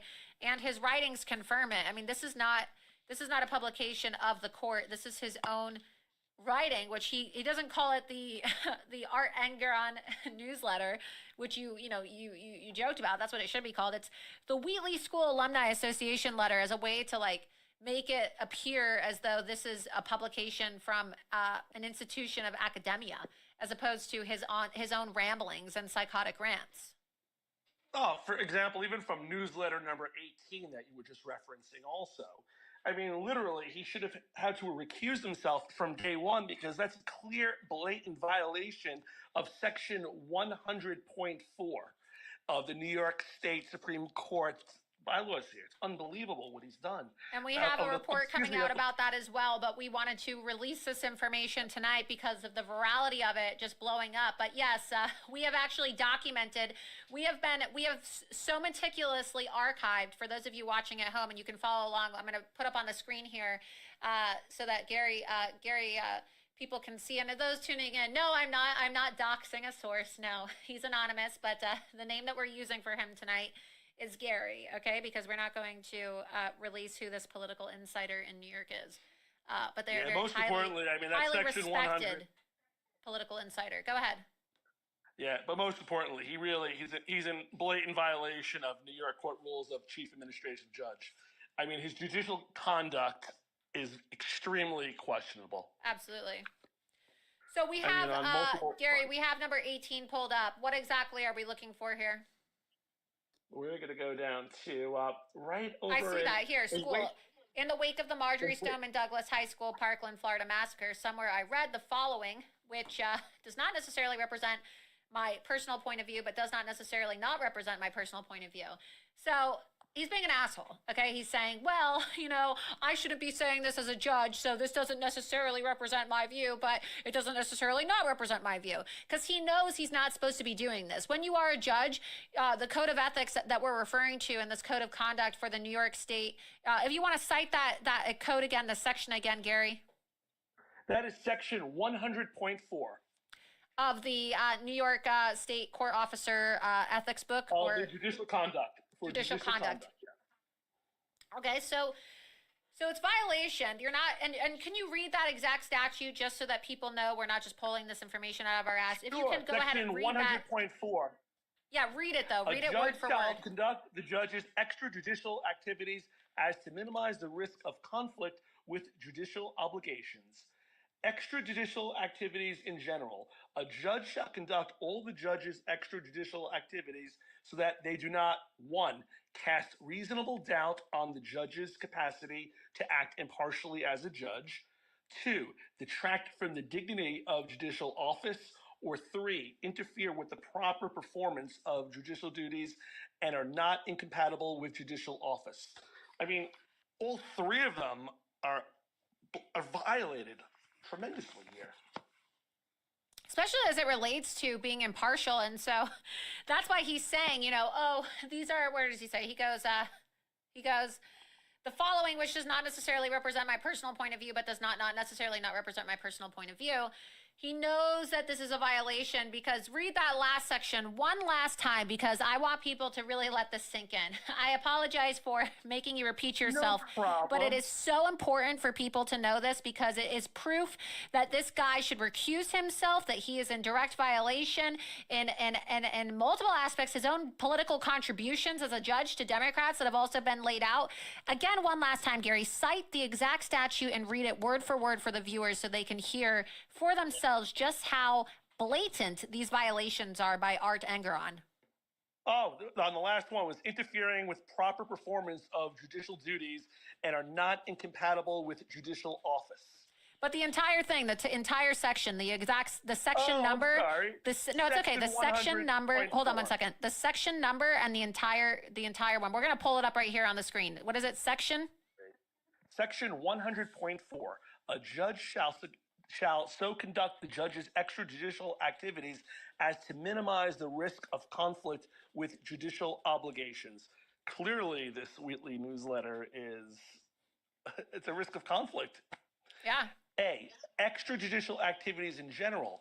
A judge shall conduct all of the judge's extrajudicial activities so that they do not, 1, cast reasonable doubt on the judge's capacity to act impartially as we have it pulled judge. up here, and I've written a story about this as well. It's in the draft section right now, but I will be publishing this week. Tomorrow, of course, I'm going to be at the Trump rally in Miami, but this is already drafted and ready to go. But I wanted to bring our insider on tonight to explain this, since the story's just taken on legs of its own overnight since Trump testified. Let's go full screen here. Take me out of the shot. Just go full screen so that people can see the text for themselves up on the screen here of this section 100.4. Make it a full screen graphic. Section 100. NewYorkCourt.gov. Yeah, I have it. I have it pulled up. We're just getting it ready. Section, for those of you watching at home, section 100.4 at the very top right there. You have that scrolled on there. A judge shall conduct the judge's extrajudicial activities as to minimize the risk of conflict with judicial obligations. Okay, extrajudicial, it's a mouthload. Activities in general. A judge shall conduct all of the judge's extrajudicial activities so that they do not, 1, cast, you can see there if you're following along, cast reasonable doubt on the judge's capacity to act impartially as a judge, 2, to detract from the dignity of judicial office, or 3, interfere with the proper performance of judicial duties and are not incompatible with judicial office. He's in total violation. I mean, look, to act impartially, number 1, it's cast reasonable doubt because, what is it? President Trump always says in his rallies, I am going to stand for the Second Amendment. And yet, what do we see? We see Art Engoron talking about his anti-Second Amendment positions. It shall not detract from the dignity of the judicial office. Well, you're not going to have dignity as an officer of the court when you are issuing gag orders against Donald Trump and his legal team, and then your silly little newsletter is saying things like, oh, well, I'm a free speech absolutist, I just don't censor, unless you're Donald Trump. Orange man bad, right? I mean, talk about degrading the dignity of a judicial office, and then, of course, interfering with the proper performance of judicial duties and are not incompatible with judicial office. Dude, you're either a judge or a freelance writer, okay? You can't be both. You want to be a freelance Substack writer? Cool. Go quit your job as a judge and do us all a favor, please. We'd really welcome that, okay? And then you can go post all the naked selfies you want in your newsletter, okay? Let's pull that up too. Let's just show everybody how gross this is. We got a photo. Ooh. What is that? What is that thing they always say? NS. It's not safe for work, right? NSFW, isn't that what they always say online? It's like when you're online and you see all this like porn pop up in your feed and it's just disgusting, and then people are like, whoa, NSFW. Yeah, I wish I would have had an NSFW warning on this. Here's the photos from the pool party, okay? But I'm talking about, maybe you'll have to like go online on Twitter and type it in like Art Engeron. It's trending all over the place. But like, for those of you who didn't see this, the guy literally in his newsletter where he's talking about these political things, he posts photos of himself where he's like, extra bonus torso photo, and you see like a crotch shot of his body with his shirt off, and it's just disgusting. He's pasty, he looks like Skeletor. It's not like you're looking at some hot guy with his shirt off and it's like, oh yeah, he's got like a six-pack and he's tan and he looks really good and wow, he's cute. No, you have to go to Twitter and just type it in the search box. Yeah, there we go. Oh my God. Oh my God, it's so disgusting. Have you seen this, Gary? Oh, it's horrible. It's disgusting. It's disgusting. What is he doing? Who points a camera at that angle at their penis? I'm more concerned about where he was at when he took this picture. I mean, oh gosh. Before and after, he's like, oh, as if there's a difference. Are we looking at a difference? I don't see any difference. What is the difference? I don't know. It's just, I have a hard time looking at that photo.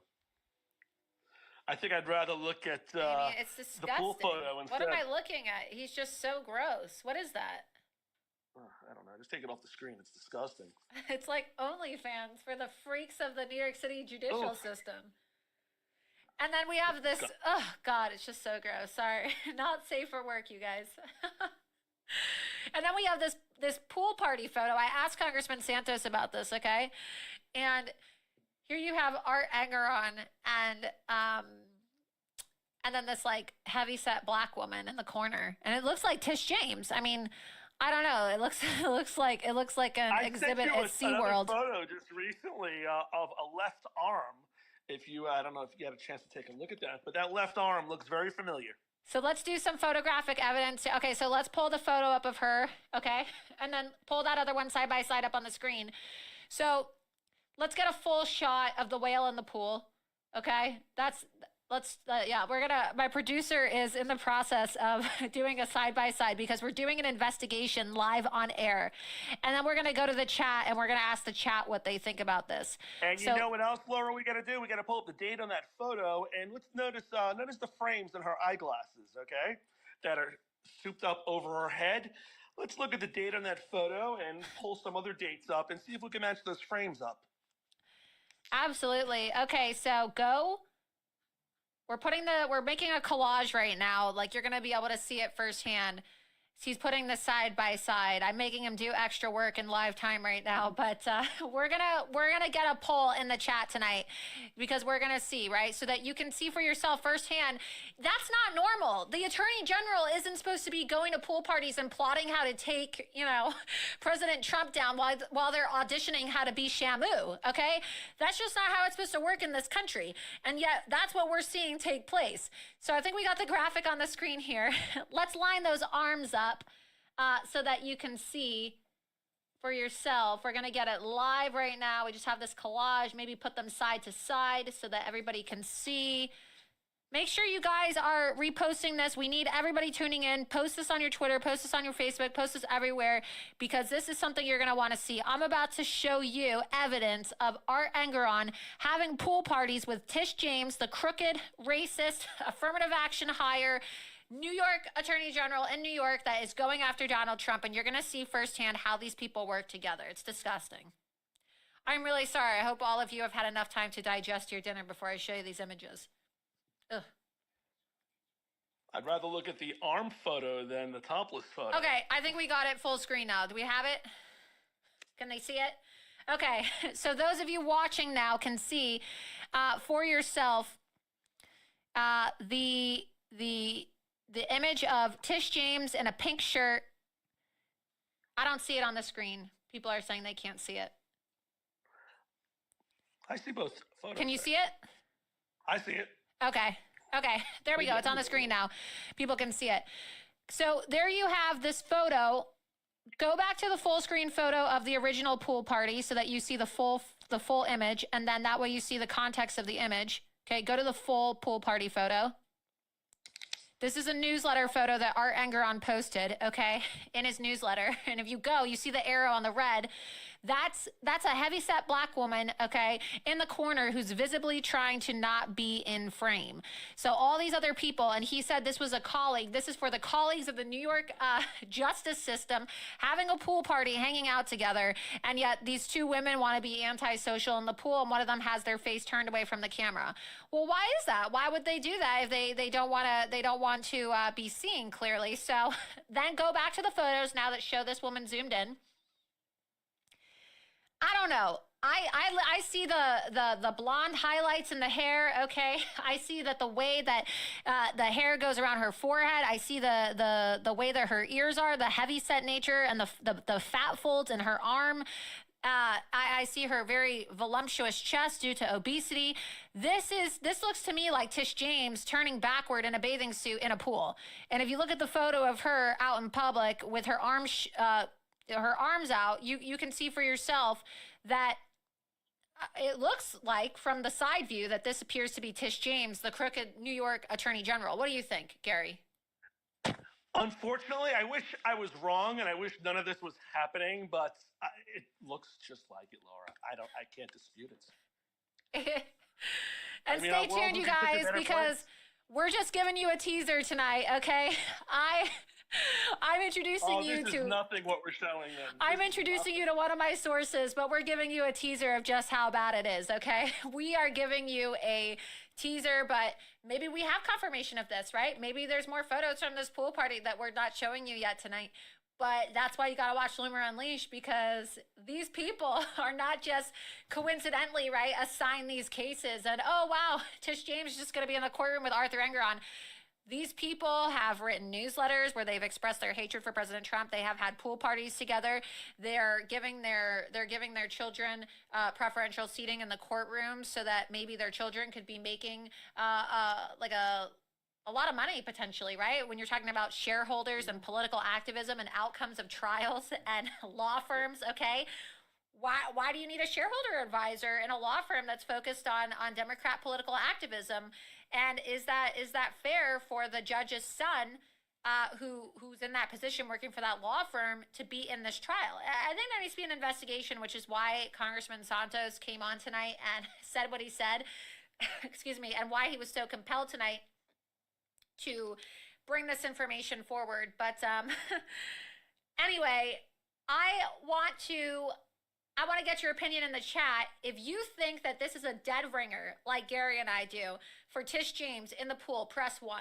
Press 1 if you think that the heavyset black woman in the corner hiding her face from the camera at Arthur Engeron's pool party is Tish James. I want to see what you guys think. Because maybe I'm blind. I don't know. Maybe I'm blind. Maybe Gary's blind. But I don't know, Gary. We seem to be right more often than we're wrong. I don't know. I'm looking at that paw, and it looks like her paw. Okay, so people are saying that the elbows are the same. Yes, oh my God, they have the same elbows. They have the same elbows. I did not even notice that. I did not even notice that. I was focused on the fat folds in her arm and the way that the fat coalesces around her shoulder blades. But oh my God, look at those elbows. Those are like dead ringer elbows. So why is Tish James, the Attorney General, hanging out half naked in a pool with Arthur Engeron, who is the judge overseeing the civil fraud trial? Anything is possible in this kangaroo court right now. It's pathetic. It's amusing, yet it's absolutely sad. We're getting a lot of ones in the chat right now. Someone said, there's more than one fat black woman in the world. Yeah, but you guys, come on. What are the odds that Arthur Engeron is going to have a pool party? And do you know what number newsletter this photo came from? Because you have the notes in front of you right now. Sure, let me just pull that up. Because people can go and verify this information for themselves. You can access these. Oh my gosh, they totally. Everybody should. Everybody should. This is just so bad. If you want some late night comedy. Please give out the address. Everybody, every New Yorker. What is that? Let's go to the address right now. Wheatley alum. Go to the website. The actual address. Type. WheatleyAlumni.org. WheatleyAlumni.org /blog post. Okay, so go to WheatleyAlumni.org. Okay, www.wheatleyalumni.org /blog post, and we need to pull up the exact number. Is this the one? Is it number 115? That's the 115. Okay, it's number 115. I have it pulled up here on the screen. So we're going to show you firsthand what we're talking about, because this is not a conspiracy, you guys, okay? And we're going to go back to the chat. You need to see for yourself how brazen this is. He is not supposed to be doing this out in the open, and so he has this newsletter that is actually his own newsletter. It should be called Arthur Engoron's Newsletter and OnlyFans Account. Yeah, exactly. That's what it should be called. But instead, he's deceptively tried to make it look like a publication from an alumni association, the Wheatley School Alumni Association. But all of them are written, go to the top right there, zoom in, Arthur Engoron, the latest one here, July 23rd, 2024. So as this case is ongoing, okay, and while he's overseeing this trial, he's still writing on this publication. So yes. Scroll down. You know, he likes to post all these photos. He thinks he's such an intellectual. Scroll down more. It's all from Art Engoron. He takes questions from people. Scroll down.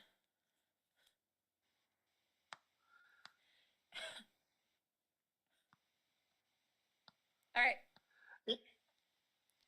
Interesting fact. He's literally provided links to his Trump cases over 17 times in this newsletter alone. Say that one more time. In these series of newsletters, he's provided links to the current Trump cases 17 times. Yeah.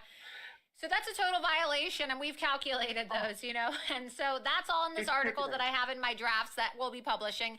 But of course, the information is just really blown up, and I think that while it's trending and while everybody's talking about Arthur Engoron, it was really important to highlight this. So we have found, right, that he has mentioned in these newsletters links to active Trump cases that are ongoing over 17 times in the Wheatley newsletter.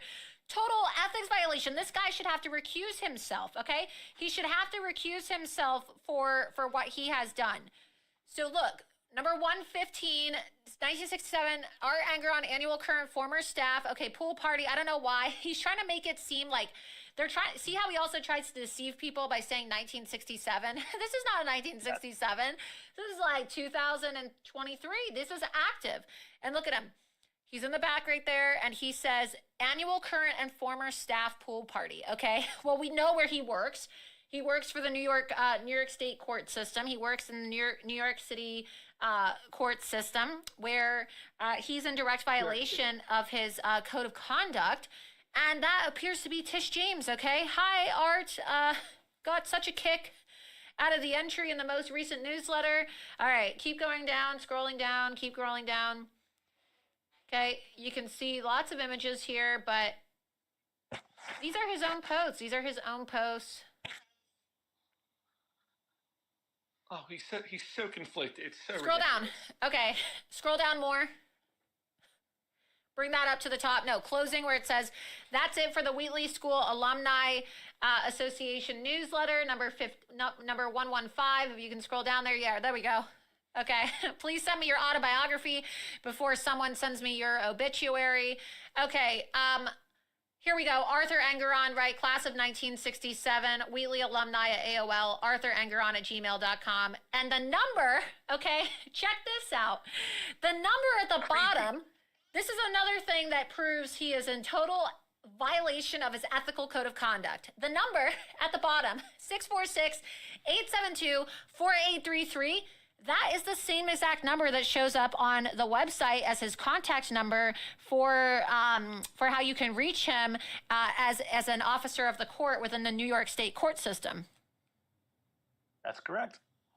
So He's using the same contact information on this anti-Trump newsletter, which is his personal newsletter, which he pretends is an alumni association newsletter, to skirt around the fact that he's in violation of his ethical code of conduct. And yet, look, that number, can we get a full screen of his, and Gary, if you want to text it too, because this is live, of course, and we're doing this in real time, and this is how people can see. People are always like, oh, how does your mind work, Laura? We're going to call this number right now live on the show. Can you hear the phone ringing? Press 1 if you can hear the phone ringing, you guys. Oh, if you yes. can hear the phone ringing, press 1. We're calling it live right now. I hear it. I don't know if anybody else does. Can you all hear that? Okay, they can hear it. Let's go back to the screen again. That shows the number.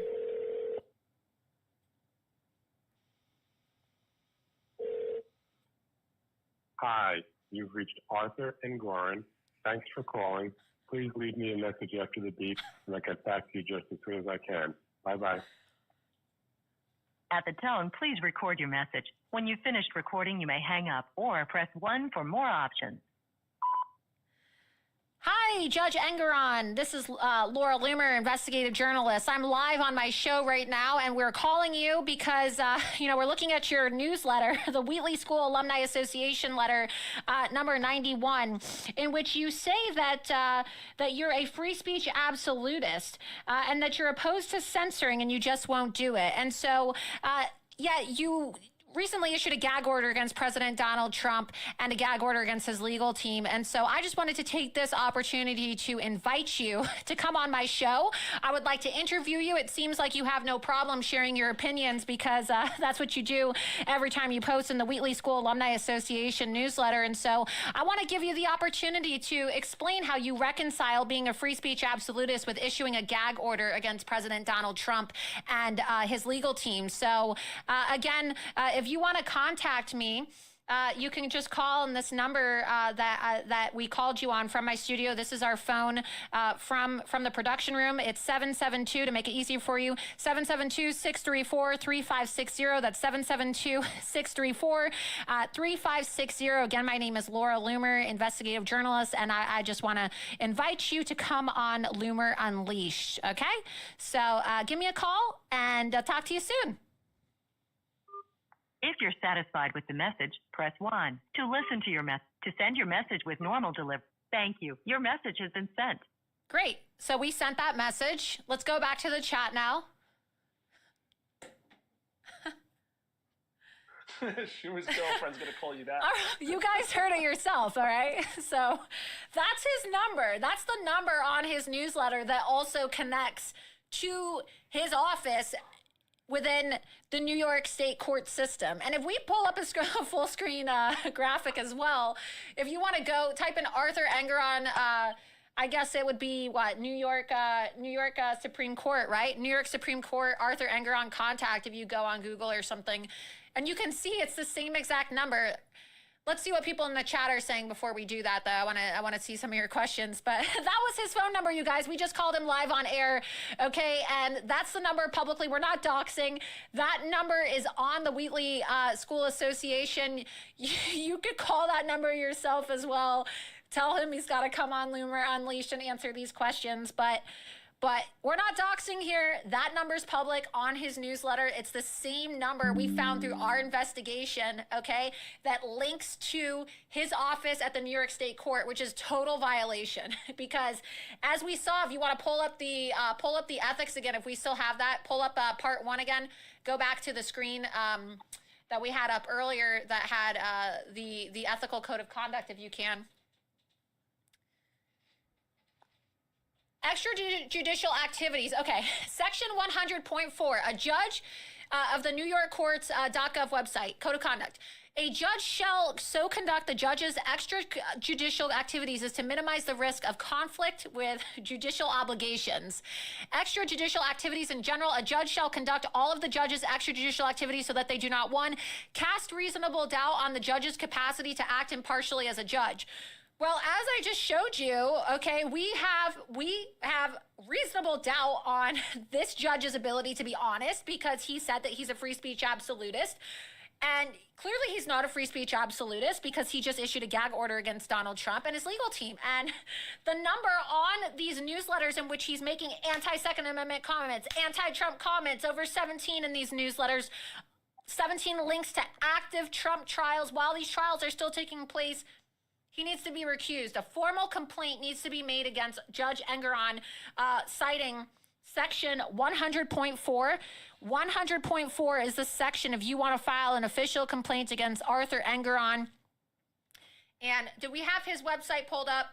Did you find that, Gary, the website for the New York State judges section for the contact information, so that we could prove to everybody in the chat right now that this is the same number on his website? Yes, I have that right up here. I'll forward Just that do me a favor, text it to my producer really quick to make it easy, because we're doing Certainly this. will. This is all live production, you guys. We're doing this in real time. So for those of you, if you want to go back to the chat really quick, and you can see, a lot of you are always like, wow, Laura, how do you break all these stories? Like, how do you get this information, right? It's collaborative. It's collaborative. And, you know, I have received a lot of comments from people who really enjoy this, and they say, oh, why don't you start a Twitter space so that you can teach people how to do this too? Or now that I'm on Locals, you know, follow me on Locals. You can click at the bottom of my Rumble channel live right now. Follow me on Locals, because, you know, I am going to start subscriber-only spaces. And this is going to be paywalled content. You know, I make a lot of my content free, but this is going to be stuff for paying subscribers. If you want to learn how to take down these deep state officials and how to expose them the same way that I'm doing live right now with my source on this show, I'm going to be launching a subscriber-only space on Twitter and Locals, probably twice a week, so that you too can learn and we can collaborate together in real time on exposing and taking down these people, right? So let's see. If you like that idea and you want to participate in these collaborative spaces, press 1 in the chat, because I was thinking about this and I didn't know if people wanted it. I didn't know if that was something that you wanted as one of my viewers. But if this is something that you would appreciate and you would enjoy and you would pay for, let me know, because if so, I want to invest more time each week into teaching you how to do this. So press 1. All right, do we have it pulled up on the screen? No, I haven't pulled it up yet. Arthur Engoron right here, 646. So the number that we have.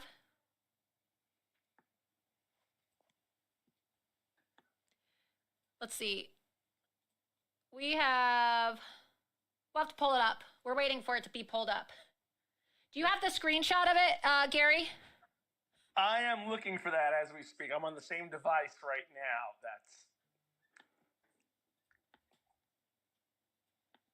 Pull that right up.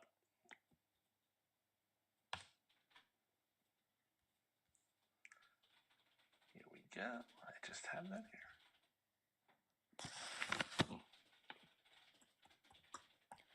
We took screenshots of this the other night. Like I said, we were gonna publish this report, but we just decided that it would be really exciting for you all to see this investigation in real time. So we decided to just do it live tonight, so everybody could watch it in real time to see how we piece all this information together. So we'll pull it up right now.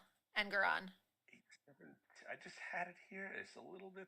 Let's see. We just had it here. You have the screenshot? Let's go back to the chat right now while we're looking for it. I gotta find the screenshot. We'll find the screenshot and then text it over when you get it. Hundreds of screenshots here. Hundreds of them. I gotta pull this up. So that is Arthur Engoron. You saw from the newsletter at the very bottom, people will say, oh, that's Photoshop, you know, that's not him.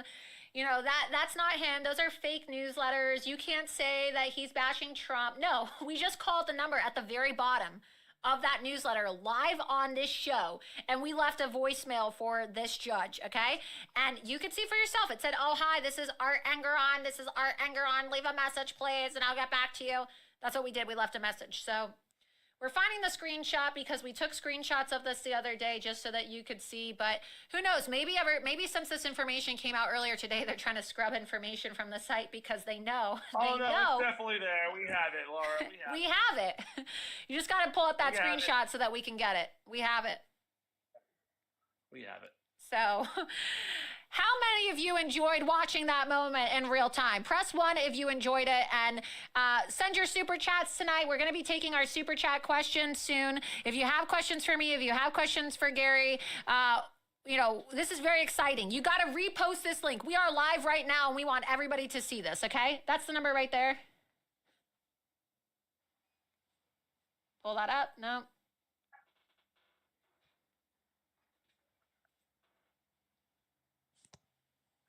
Did you find it? Okay, we have it pulled up now, you guys, so that you can see it. All right. Oh, it's doubling up again.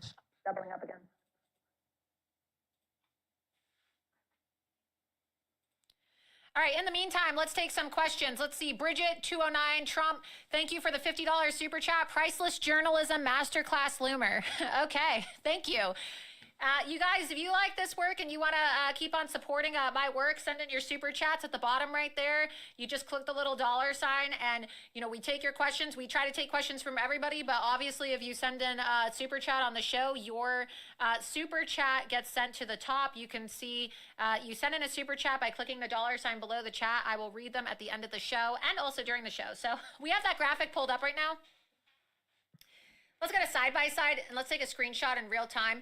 So one of the things that I do, okay, is I screenshot everything. I do. That's what I do. I'll give you guys a free session tonight. Since a lot of you said that you want these paid sessions, I will launch that in the coming weeks. I'm going to have subscriber-only sessions.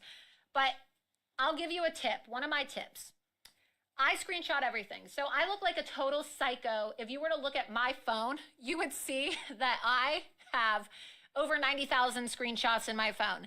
And Gary and I joke about this because we're like, oh my God, we don't even have photos of ourselves or our family. We just have screenshots on our phone. Right, Gary? I've never had so many screenshots in my life. I have screenshots everywhere. I'm like the screenshot queen, right? So you never know when someone's going to try to delete something, and never assume that something is going to stay up forever. And it's always like, woulda, coulda, shoulda, oh, only. You never want to have somebody just take you at your word. You want to always be able to show the receipts. So if you're investigating someone and you see that you're picking up on pattern recognition or something that you think is alarming, take a screenshot of it, okay? Take a screenshot as documentation. Do we have this pulled up now? We do, don't we? You got it right in front of you. Okay. Can you guys see this on the screen? Let's make this full screen. So let's get the photo of his newsletter, the bottom one that we called Live on Air. That's on the screen. People can see it. Okay, great. So live production, folks. You see it says Arthur Engeron. I'm looking at the screen right now. Arthur Engeron, Wheatley alumni at AOL.com, artengeron@gmail.com, 646-872-4833. Okay? You're seeing that with your own eyes, just like I am. It's on video for everyone to look. Newsletter. We called it. We called the number. We left a voicemail live on air. Now, pivot. Okay? This is from, scroll up, State of New York. It has Letitia James's name on it. Oh my God. You guys, we gotta save this PDF. This is going in the article, okay? I told you that we were gonna break this story live on air in real time as opposed to publishing it first so that you could see how exciting this is. What does that say? 10/6/2023, Appellate Division, okay? October 6th, State of New York, Office of the Attorney General, Letitia James, Attorney General, okay? People versus Trump. People, scroll down. Oh, no, go up to the top right there at the top. Okay, Honorable Susan Molina Rojas, Clerk of the Court, Supreme Court of New York, Appellate Division, First Department, 27 Madison Avenue, New York. Okay, People versus Trump number 2023-04925. Okay, scroll down. Okay, a lot of pages right there, a lot of pages. Keep going. Exhibits. Okay. Now you have emails, okay. What does that say? What does that say right there? Okay. Justice Engeron, 646-872-4833. That is an official court document with Arthur Engeron's number on it, Letitia James's number, President Trump's number, and the same damn number is on that Wheatley newsletter that we called Boom! You've been Loomered, bitches. You just got Loomered, Arthur Engeron. That's why your stupid face is in the Gator tonight. Woo! It's like a touchdown during a football game, all right?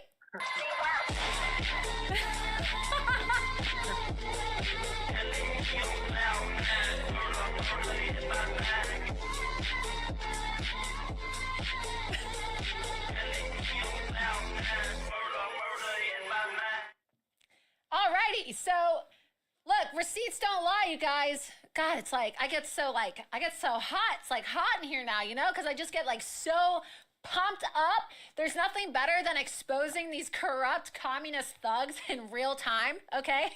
You just got to see that in real time, okay? So you're gonna see the article ahead of everybody else, but look, I just proved to you that document. We got to archive that too. So let's put that in our production chat as well. You get to see how I work in real time with my team here. Okay, we do this all in real time, and we're gonna archive that. We're gonna screenshot it. We're gonna put it in the chat right now. Let's put that link right there in the chat so you can see for yourself. Okay, if you want to share this around, you can see. You go to the Wheatley Alumni Association website. You take a screenshot on edition 115. You go to number 91 and you take screenshots and you see his number at the end of these posts, and then you go to this document, all right? You go to this document and you see Letitia James's number, Trump's name, and Arthur Engeron's phone number on there. This is just so beyond the pale corrupt, you guys. It's out of control. So I hope that you can forgive me for getting so excited, but this is how excited I get. This is what happens when somebody gets Loomered, right? I just get so excited and pumped up, and you wonder, oh my God, how does she have the energy and the time to break all these stories? Because I just run on adrenaline, okay? You don't understand like how good it feels when you break a story like this, and these people can't say anything. They can't come back with a counter because the receipts don't lie. So if you enjoyed that, I want to see how much you enjoyed that. Press 1 in the chat. Share it. Let's get to some of these super chats right now. We got that one already. Exposing corruptions live. Nobody has this much game. Yeah, that's right. That's why you follow Loomer Unleashed, and that's why you should be supporting my work. Make sure that you're following me on Locals. Make sure you tell everybody about Loomer Unleashed, because nobody else is doing this, you guys. Where else do you get to watch a live investigation into the most corrupt judges in America that are literally trying to steal this election by keeping Donald Trump off the ballot? Nobody else is doing this, you guys. Nobody else is teaching you how to expose these people and doing it live. Okay, Loomer Fan Club. Thank you, Bill Lichter, for sending $1. Thank you, Bill. Bill, he runs our Loomer Fan Club. Great guy. Damn, look at all those ones. That is exciting. You guys, don't forget to hit the like button on this stream. Okay, I'm sure they're going to flood it with a bunch of haters. Excuse me, and a bunch of bots. Once this is all over.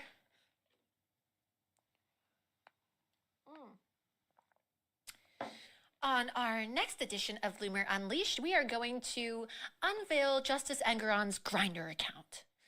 Well, probably, I'm predicting, right? I'm sure that's coming next, right? There is so much. This is a treasure chest of information here. Unbelievable. All right, what do you think about this, Gary? You and I get super excited about this. I mean, we're on the phone when I'm at the hair salon getting my hair done. We're up late at night, and you call me. It's so funny because you're like, you'll text me and you'll call me and be like, oh my God, all caps with exclamation points. And it just gets worse, you guys. Every day it just gets so worse. You cannot believe the corruption in front of your eyes. It is so damning. As a New Yorker, as a lifelong New Yorker, this is like extremely sad to look at. Yeah. It's horrible. And the best is yet to come. Yeah, let's scroll down. This is the middle of the chat. Carla K. Clennon, thank you so much. He goes, Laura, are you giving this information to Alina Habba?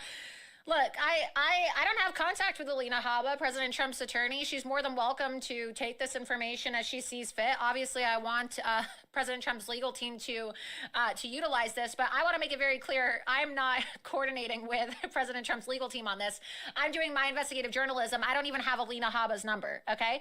And so if Alina Habba wants this information, right, it's public source information. I showed you all how you can access this right now. I showed you live. Okay, if I can find it, certainly President Trump's attorney, who's paid to do this, can probably find it. I mean, right? That's what they get paid to do.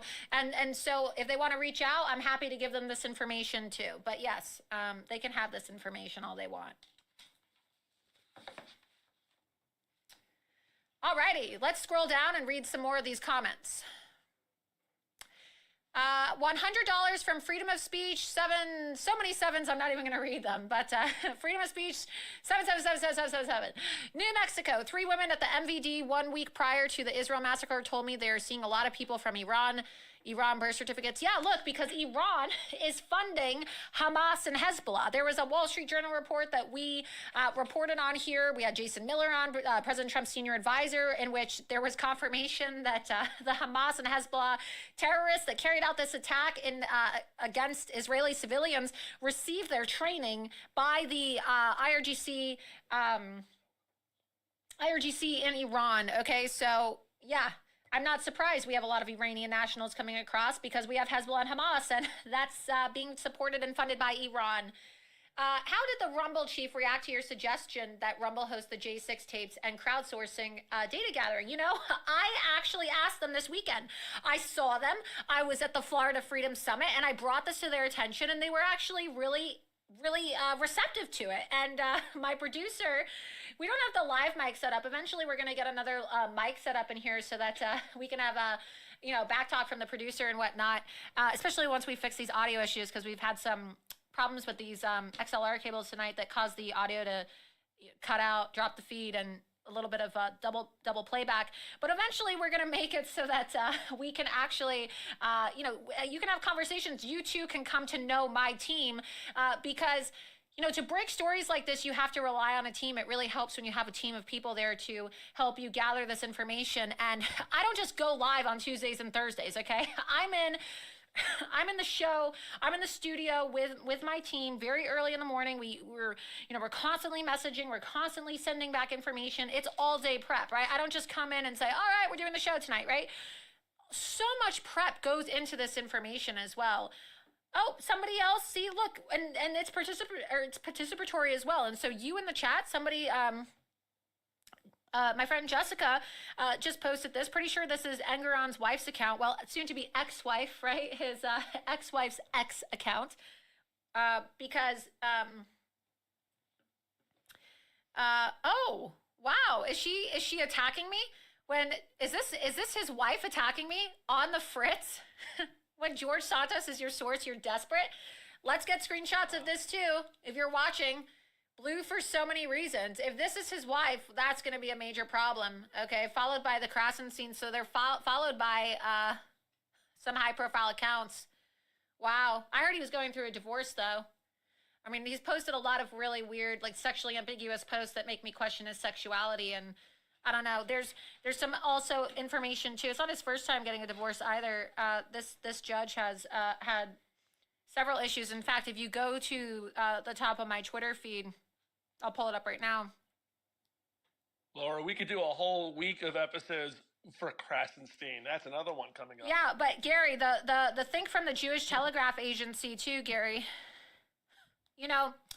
This post that I posted like a couple weeks ago. Actually, I'll pull it up right now again. Hold on, I'm pulling it up. I sent it to you earlier. The one about, let's see. All right, I posted it in October, on October 2nd. While Arthur Engeron was the law secretary of the Manhattan Supreme Court Justice Martin Schoenfeld, he compromised the outcome of a case by secretly dating the secretary of the plaintiff's lawyer who had a case pending before the judge. His unethical, I'm going to repost this too, so it's at the top of my feed, and I'm going to put this in my chat as well so my producer can pull it up for you guys. But yeah, we have it up on the screen right here. He has a history of engaging in unethical behavior, and his actions of illegally communicating with parties involved in a case without public disclosure has damaged the credibility of the New York Supreme Court. In 2002, counsel for the opposing party in the case recommended the New York Supreme Court conduct a criminal investigation into Arthur Engoron's behavior. Arthur Engoron can't be trusted to oversee this trial ethically. His previous behavior proves this. So this guy couldn't even keep his dick in his pants while he was overseeing the case.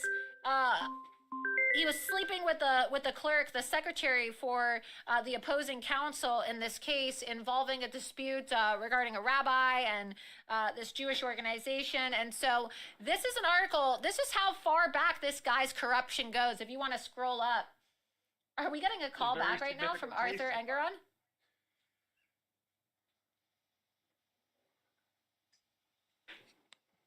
Did he call back? My producer is signaling to me that we may be getting a call back from Arthur Engoron's cell phone number. Is Arthur calling this number back right now? Wow. I think we just got a call back live on air, you guys. I think we may have just gotten a call back, so they're checking that out in the control room. Scroll up so people can see this date. Actually, switch to the chat really quick. I want to see everybody's live reaction to this. This is just so crazy. Oh, yeah, you can subscribe to me on Rumble. Somebody says you can subscribe, but what you do is you subscribe on Rumble by becoming a monthly subscriber on Locals, and that's tied in at the bottom of my Rumble as well. Or if you're following me on X, you can also subscribe on my X as well. But I'm on Locals now, and you can, it's tied in with Rumble, so you can click both at the very bottom. This is wild, man. Someone said, this is the best late night TV you ever consider going all weeknights. I love the show. Yeah, look, this is crazy, man. This is really crazy. His wife looks like his wife is now using a burner account to attack me while we're live on the air. So look, man, I work with all types of forensic analysis type people. Okay. I work with a lot of people who have, experience working in intel agencies, and I have ties to very deep political operatives. I used to work for Project Veritas. Okay, I was undercover in Hillary Clinton's campaign, where I secretly recorded Hillary Clinton and her campaign officials. And so if you think that you're going to use a burner account and you're going to hide and we're not going to find you, we're going to find you. Okay, we're going to find you. We have ways of identifying you through your burner accounts. Okay, so you already found them already, Laura. We've already found you. We just haven't released all of the information. Okay. Psycho, you want to see his son? Okay, well, we're going to expose this entire effed up family, this disgusting, degenerate Engoron family. Okay, you want to try to counter signal me live while I'm on air, Dawn? Okay, we're going to talk about you and your kids live on air. Okay, let's expose the whole Engoron family tonight, shall we? So we've got the son Ian. We've got Ian Engoron, who fantasizes about being just like his daddy, a corrupt lawyer. Okay, who's been given preferential access, and then we've got the wife Dawn. Let's pull up Dawn's information. She's a psychotherapist. Maybe she ought to give some psychotherapy to her crazy ass whack job husband, Judge Engoron. Psychotherapist Dawn Marie Engoron enjoys a stellar reputation. Yeah, right. Okay. This is just one of these reviews that you see online. She assists individuals. The earpiece, the audio is doubling up again.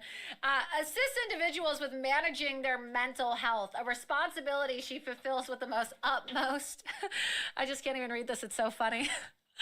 A responsibility she fulfills with the utmost professionalism and understanding. Isn't it unethical for you to marry your patient? I mean, if you're a psychotherapist, are the psychotherapists and the psychiatrists now marrying the inmates? Her husband is a total whack job. I mean, this guy belongs in a mental institution, okay? But apparently his wife is a mental health counselor. So again, that just goes to show you the state of the mental health. Imagine being locked up in an institution or being told that you have mental illness and that you're going to get treatment from the woman who was psychotic enough to marry this whack job, Judge Engoron. Okay? I mean, honestly, these people are so crazy. Let's go back to that burner account actually and see what we can see, because that appears to be the account. Dawn Marie. So yeah, Dawn Marie. Let's get a screenshot in real time because she's going to try to delete it as well. Okay, go up to the post where she was attacking me. When George Santos is your source, you're desperate. Yeah. Okay, lady. Let's get a screenshot of that in real time. For those of you who are watching, Dawn Marie, #blue for so many reasons. Also spoken like someone who sat her house down when the judge told her to. So the wife is now reposting things like anti-Trump comments, okay? Take a screenshot. Look at, spoken like a lawyer who doesn't try cases and doesn't know how to act in front of a judge, okay? So his wife is now reposting attacks on Alina Habba. This is so unethical. He has the son, he's got a degenerate loser son in the courthouse, okay, where he's probably making money as a shareholder advisor for a leftist activist law firm. And then he's got his bitch ass wife, okay, on Twitter using a burner account, posting attacks on me and posting attacks on Alina Habba. Go back to that article that proves that his wife's name is Dawn Marie. Psychotherapist Dawn Marie Engeron. Yeah, we're gonna get her license removed too. Just like we're gonna try to get her husband recused, and we're gonna file ethical complaints against him. We're gonna file ethical complaints against Dawn Marie as well. People like this shouldn't be able to practice in the mental health profession, you guys. This is mental behavior. Go up again to the X account. We found his wife's burner account, okay? It's Dawn Marie, DM_SMINXS. Scroll down. Scroll down. Oh my God. Okay, 9 hours ago, posting about election day. This election day, progress is on the ballot. So we know that they're Obama operatives, okay? This is what it's all about, you guys. Joe Biden was vice president under Barack Hussein Obama. They're literally trying to steal the election in front of our eyes. This is his wife posting attacks on me and attacks on Alina Habba the day of the trial. This is so unethical. While he has his son in the courthouse. Scroll down some more. Ignore the noise, she says. Okay, she retweeted this tweet 10 hours ago. Look at the Dem wins in special elections over the past 2 years. Voters are rejecting MAGA extremism at the ballot box. Okay, look at Virginia elections as a bellwether. Unbelievable. Scroll down. Scroll down.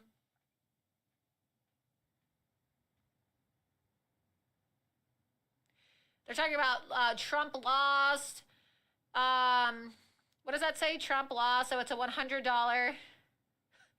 So our Engeron, his wife today, 9 hours ago, posted this Trump lost $100 prank drop cards, okay? A 10 per pack, and she reposted this, okay? And look what it is. It's a fake $100 bill, and when you open it up, it says Trump lost, LOL. So it's a prank. So this is the judge who's overseeing the case in an election year. I mean, these people are Trump haters. This is enough to recuse yourself. This is just unacceptable behavior. Mueller, she wrote. Oh my God. His wife is literally retweeting one of the largest pro-Russia disinformation accounts online. When I say Russia disinformation, I'm talking about like the perpetuator of the Russia collusion hoax. Okay, it's a large account. It's got almost 1 million followers. Mueller, she wrote, is the name of the account. It's a notorious Democrat account online. And look what she says. She retweets this, okay? Lots of folks are asking if I'm fundraising to pay for my lawsuit against Trump. While I deeply appreciate your support, this isn't about money. It's about defending my First Amendment rights and those who speak truth to power. To support me, listen to my pods and vote for Joe Biden. So our Engeron's wife, I hope that people watching this are screenshotting because I'm live on air right now and I can't do it, okay? But if you are watching this, you need to screenshot this. This is evidence, okay, of Arthur Engeron's wife today, 23 hours ago, less than 1 day ago, retweeting things, encouraging people to donate to a woman who is in a lawsuit with President Trump and saying, vote for Joe Biden and help me sue Donald Trump. So how is this acceptable? How is this acceptable for this judge to be overseeing this when his wife is doing this out in the open? Let's go to the chat. We have to just see people's comments and their questions and their reactions to this because this is just like unbelievable. It's astonishing. Unbelievable corruption. Make sure you guys are reposting this. This is live right now. Everybody needs to see this. Scroll up because we missed a lot of the messages earlier. We got a new $20 super chat too. Scroll down. Oh, this is the best late night TV. Yep. We'll see about expanding the show. Scroll down.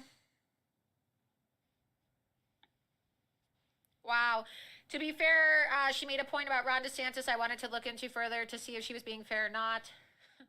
Okay. I love Laura and her work. I had no guy. This guy was this corrupt. Yeah, he's corrupt, all right.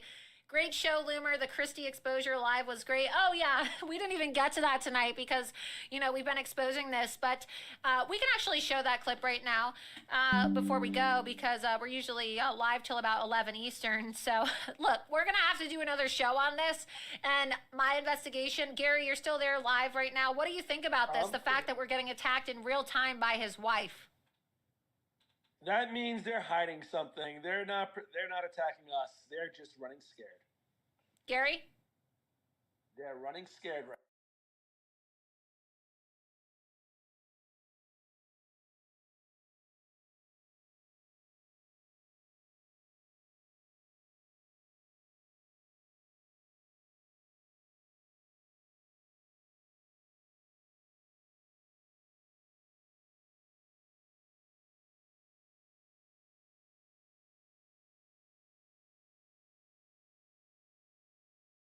Everything we've been able to uncover. Okay, look at everything we've been able to uncover by just showing you 2 newsletters and looking at things in real time.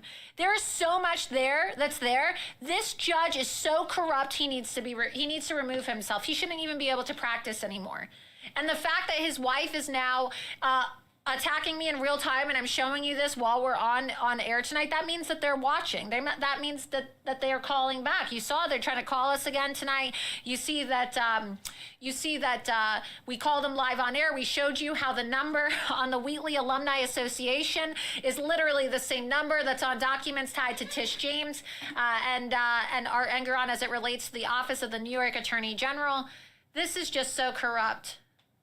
We need some levity right now. Let's play the Chris Christie clip from when I Loomered Chris Christie this weekend at the Florida Freedom Summit and asked him about weaponization of government. I saw him there when I was listening to President Trump speak, well, before President Trump arrived, but all the candidates were there, and I just had to catch up with them and ask them some questions. So tune in. It's Loomer time. Why are you supporting the weaponization of government against President Trump? I'm not 16 years old. I'm a mayor. What's your name? Right here. My name is Diesel the P from Edgewater here. Congratulations. Excuse us. Sorry, guys. Come on. Hey, come on. Make it a whole Governor Christie. Come on. You got to get a vote. Thank you so much. Appreciate it. Why are you supporting the weaponization of government against President Trump? Hey, what's your name, buddy? What's your stop? Back up. Why is it stop? What are you doing? Nothing. Why are you supporting the weaponization of government against President Trump? Hey, Skirty, this guy's getting crazy. Focus. Why are you supporting the weaponization of government against President Trump? My name's Laura Loomer. Oh, gosh. You're the crazy person. I'm the crazy person. I think you're the crazy person supporting the weaponization of government against Donald Trump. You think it's okay when you have a personal vendetta against Donald Trump because of the Kushner family, and now you want Donald Trump to get locked up? Oh, excuse us. You don't need to run for president, fat-ass. You need to get on a treadmill and run.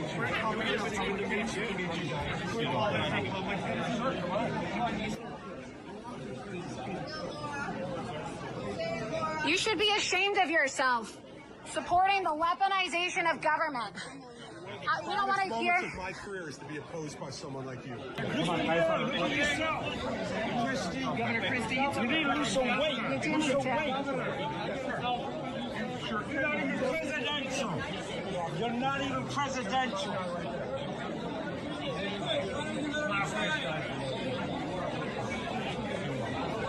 All you do is for photo ops. All you do is for photo ops. All you do, Governor Christie, is support the weaponization of government against Donald Trump. You're a rhino. You're nothing but a rhino socialist.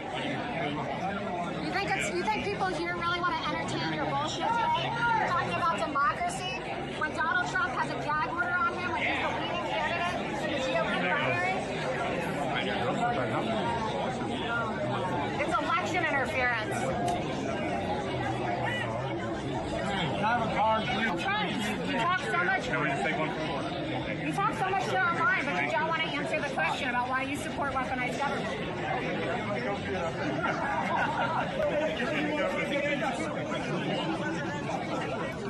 Trump 2024.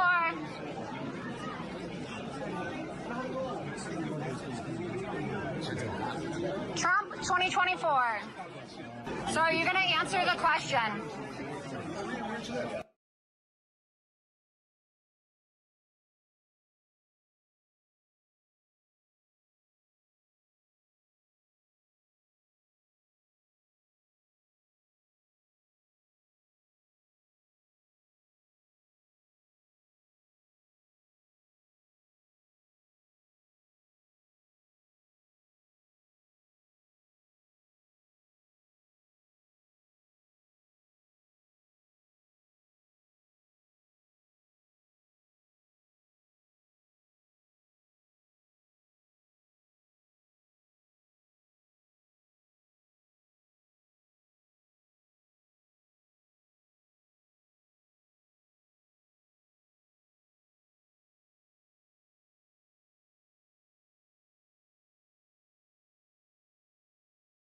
President Trump actually shared the video. He shared the video of me Loomer Chris Christie.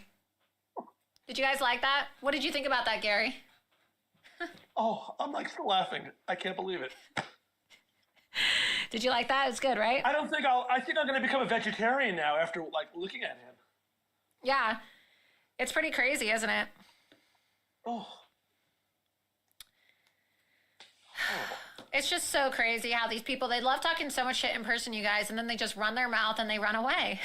So, yeah, I guess I checked while it's not a good night for Republicans, like I said earlier. It looks like Republicans are losing all the races tonight, and people are calling for Ronna Romney or Ronna McDaniel, you know, the niece of Mitt Romney, to resign. I mean, look, you guys, look, nobody gets to have that much incompetence in their position as the chair of the party and then gets to keep their job. The woman only knows how to lose, okay? And elections. Not wait, elections, okay? She could definitely skip a few meals. Let's just say that. All these people could. So let's see what people are saying right now. Monica Crowley. I saw Monica Crowley the other day. She's so great. She said, what exactly? Oh, this is a good one. Joey Manarino. Someone tell Ronna McDaniel she's not allowed to get another filler or vial of Botox until the GOP wins an election. That's bad. Yeah, that's pretty good. Monica Crowley said, what exactly does Ronna McDaniel do besides lose? The only thing she should do is resign, effective immediately. Look, I've been saying that.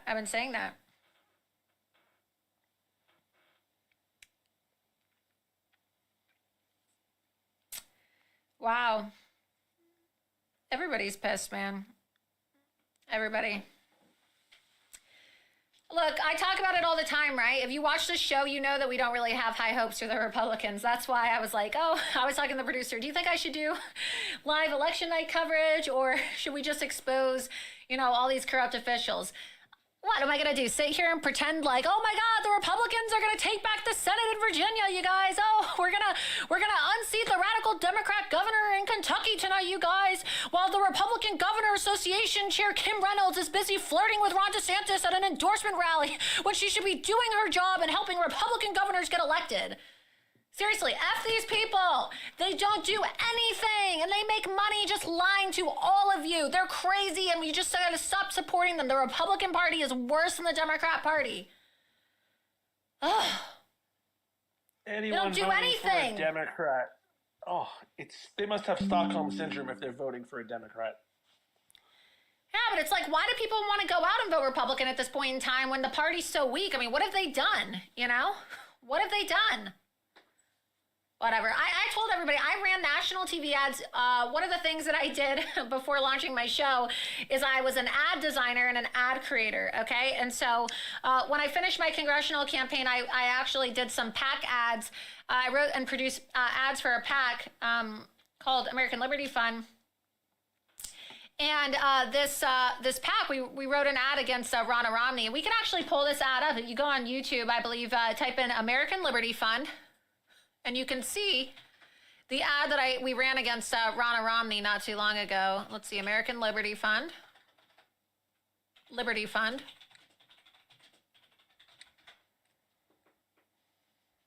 Right there. No, American Liberty Fund. Click there. That's the ad right there. Go back to the back screen. Retire Ronna Romney. So we're going to play this for you. I wrote and I produced this ad. And the deadline for it was 9 months ago during the election for RNC chair. This is an ad that I wrote and I produced against Ronna Romney ahead of her re-election as GOP chairwoman. So once again, I'm right.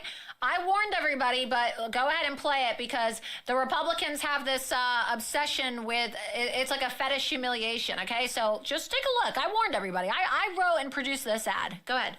Ronna Romney McDaniel, Mitt Romney's niece, has been the RNC chairwoman since 2017. Under her control, Republicans lost the 2018 midterms, the 2020 presidential race, and she failed to deliver a 2022 red wave. After violating President Trump's cease and desist order, Ronna scammed GOP voters out of millions of dollars in donations. And what did she do with your money? Ronna used RNC donor money for luxury travel, private jets, alcohol, and personal entertainment. She lied and said she'd use your money to investigate voter fraud, but instead, she bought $64,000 worth of new clothing. She even spent RNC funds on cosmetic and spa treatments. Looking good, Ronna. It's time to give the RNC a major facelift. On January 27th, pray that Mitt Romney's niece does not get elected for a third term as RNC chairwoman. Retire Ronna Romney. Paid for by American Liberty Fund. Not authorized by any candidate or candidate committee. I mean, everything that everyone's talking about tonight, from her Botox to she lost all these elections to spending money on ridiculous things and never getting the job done. I was right. Okay, people should listen to me more because I warned you. I told you this was going to happen. He wants to listen. It's crazy. Anyway, we're out of time tonight. I don't even think we're going to be taking live calls tonight because we had a lot of great interviews with Gary, who's still on the line, and Congressman Santos. And, you know, we did this live investigation in real time for you all. And I it's 11 o'clock Eastern here, and I also need to wake up super early. I'll be up at 5 o'clock in the morning because I got to get ready, and I got to go to Miami, Hialeah, Florida. If you live in Florida and you want tickets, I know you can go to Donald J. Trump. You can go to Trump's website, and you can, DonaldJTrump.com, and you can get free tickets for the Hialeah rally. I have to wake up super early and be there, you know, to prep with my team, and we have to get everything set up. And so we did a lot tonight. We took a lot of extra super chats, and so that will take the place of some of the live phone calls. But look, you guys, we would be here all night long if we were talking about this, if we continue talking about this, because there's just so much corruption to expose, okay? We got another super chat. Romney's niece, Ronna, is there because she simps for the deep state rhinos. Absolutely. It's out of control. But if you enjoyed this show tonight, press 1 in the chat. Be sure that you're liking and follow me on Rumble. I know that a lot of you are watching live. You need to download the Rumble app, create an account, or just download the app and follow me, Laura Loomer. Like this, share this, because everybody needs to see this for themselves. Everybody needs to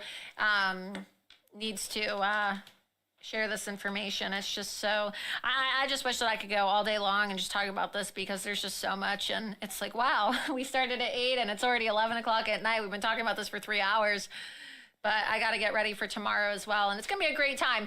Tomorrow, the Republican presidential primary is going to take place, the third one in Miami. So at the same exact time, President Trump is going to have his rally in Hialeah as counter-programming. We will be there.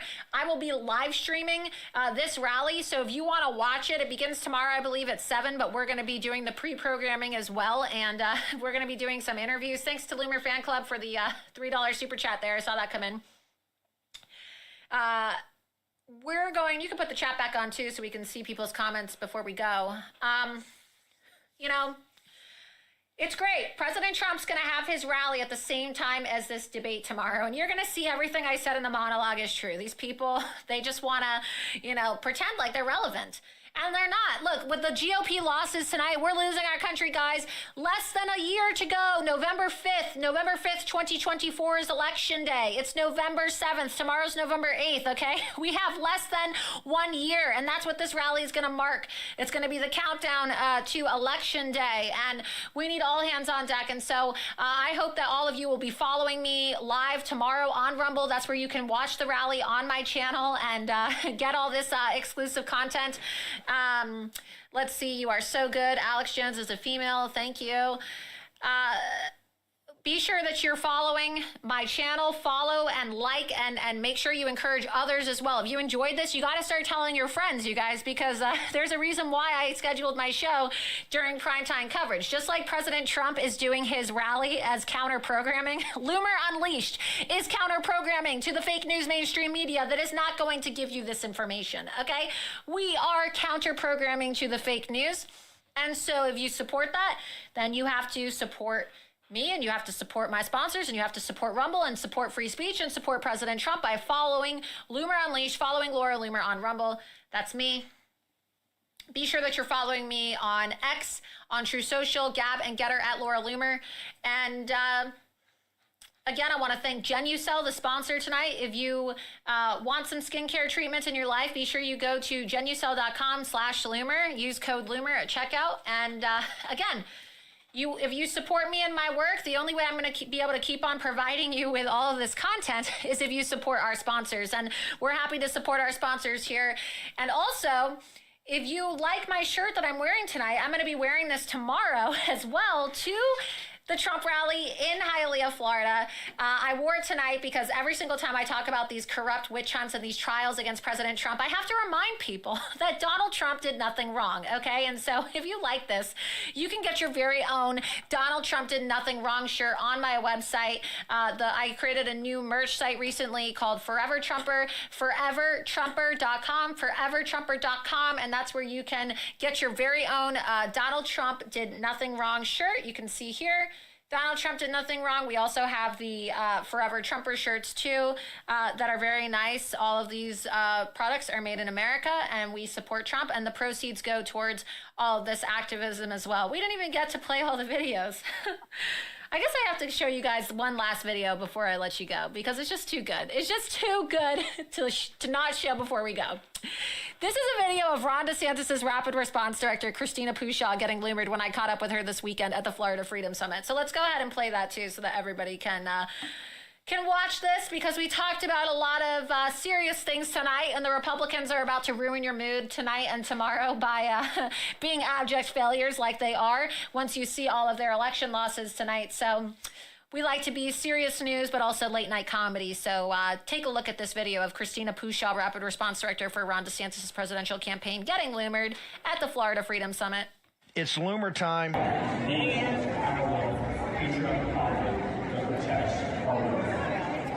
Christina, how's it going? I know you know me because you're always, talking about it. Thank you so much. Why is Ron DeSantis supporting weaponization of government against President Trump?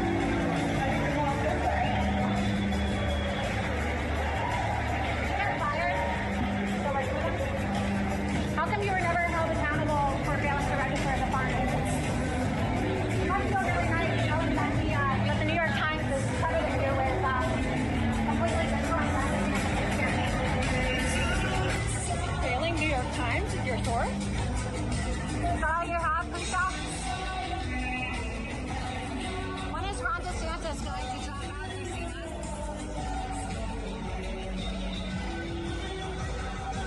When is he going to drop out? He's only at 8% nationally. Thanks to you. You can credit him for completely destroying his online influencer operation. You don't have much to say. You have so much to say online. I thought that the whole beam was, wait till they unleash Pushaw. You don't really have much to say in person, though.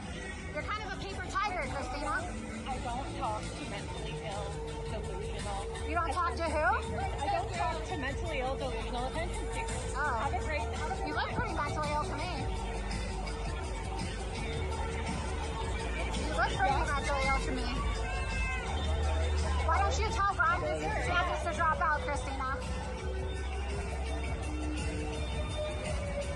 So there you see it. Christina Pushaw is always talking online, and she is always acting like she's such a tough woman, but she's hiding. It's pathetic. The only group of DeSantis supporters here.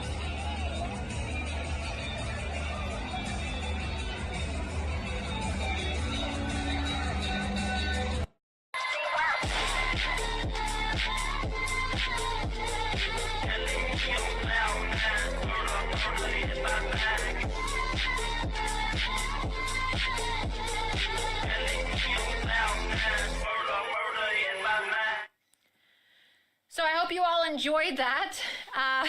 She couldn't handle it. Breaking news, though, you guys. Breaking news just now, and it's going to be pretty incredible for those of you who've been watching tonight. I am so happy, finally, to announce that tonight the House of Representatives have officially censured Democrat jihadist Congresswoman Rashida Tlaib for, quote, promoting false narratives regarding the October 7 Hamas attack on Israel and for calling for the destruction of the state of Israel. So, boom! That jihadist has now been censured, and if you are watching Loomer Unleashed live tonight, you saw my interview with Congressman Santos, who was talking to us. You could hear in the background of the interview the bells for the call signal for them to return to the floor of the House to vote going off, and he told us on the phone, breaking news, we heard it first, that he believed that they were going to have the votes, and that he had been talking to other Democrat representatives to make sure that they had the votes to censure her tonight. And it's really exciting. We have great guests here on Loomer Unleashed, and you got to watch that play out in real time tonight on this show. So again, thank you so much to Congressman George Santos for coming on and giving us those updates in real time and talking about this investigation, which he has since passed along regarding Arthur Engoron to the Oversight Committee. Let's go ahead. We got that live clip right now of House Speaker, newly elected House Speaker Johnson commenting on the censure. 22 Democrats cross party lines to, you can see on the screen right here. Let's pull that up. Breaking 22 Democrats cross party lines in a vote to censure Rashida Tlaib. Let's go ahead and play that clip from Speaker Johnson from the beginning. The yeas are 234 and the nays are 188, with 4 answering present. The resolution is adopted.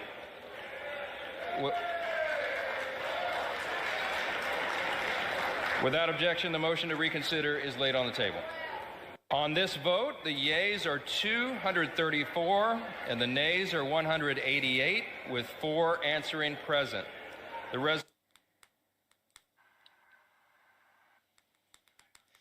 All right, so I'm just posting this now. I'm telling everybody about this online and letting them know, if you're watching Loomer Unleashed live tonight, Congressman Santos came on my show as he was, walking to cast his vote to, you're watching this in real time, you guys, exciting stuff, censure Tlaib.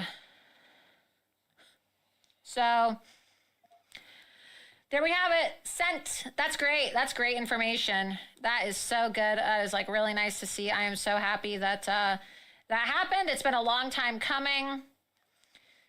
Finally, ban all jihadists. I'm going to tweet that. You know what? The RNC account, they just tweeted this out. I'm going to quote tweet them at the RNC and say, ban all jihadists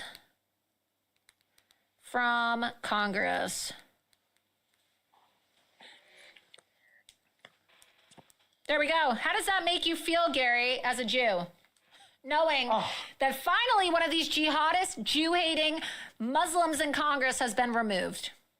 Censured. Not removed, but censured, which is a form of removal in a sense. A removal of their toxicity. It's only the beginning. I tend to be the pessimist in these situations, but this is only the beginning of it. It's going to get a lot worse. Yeah, it's unfortunate. Yeah. It's unfortunate, so very disturbing, but, great show tonight. And I want to thank you as we close out tonight, Gary. Thank you so much for coming on and providing your expertise. It's very exciting that we are working on these stories together. I've had a lot of fun working on these stories. It's very enjoyable being able to expose these people and, let people know what's going on. So I really appreciate it. I hope you had a good time tonight, and thank you so much for coming on. It has been a pleasure. Thank you. Yeah. Talk to you soon. All right, everybody. Well, that was a very long show tonight. We packed a lot of information into those 3 hours, and there's so much more where that came from. And so with that, I do have to go get ready now because I am going to President Trump's rally in Hialeah, Florida tomorrow. But follow me on Rumble, follow me on Locals at Laura Loomer, and be sure you're following me on True Social, Gab, Getter, and X at Laura Loomer. And be sure you're following me tomorrow on Rumble so that you can watch the Trump rally live, where I will be streaming President Trump's rally and his remarks, which will be really interesting to see what happens because, like I said before, it's counter-programming to this ridiculous GOP primary. So, again, thank you so much for everybody who's tuning in. If you're just tuning in now or you're catching the later end of the show, these are available for replay on Rumble, so be sure that even if you watched it live, that you post the link of the show on your social media accounts so that your friends and your family can also get this information as well, because this is real news for real people. And it's important, right, that we teach people and we encourage people how to, fact find themselves so that they too can also become investigative journalists and citizen journalists. And just remember, right? Remember, Donald Trump did nothing wrong. We got to get this man back in the White House, or the same way that these corrupt judges and their families are coming after President Trump, they're going to come after you. With that, thank you so much for tuning in tonight. See you next time on Loomer Unleashed. I'm your host, Laura Loomer. Have a great night. There is a young female journalist, conservative journalist, by the name of Laura Loomer. If America's men acted like Laura Loomer, our problems would be fixed in about 5 minutes. Chained herself to She Twitter. chained herself.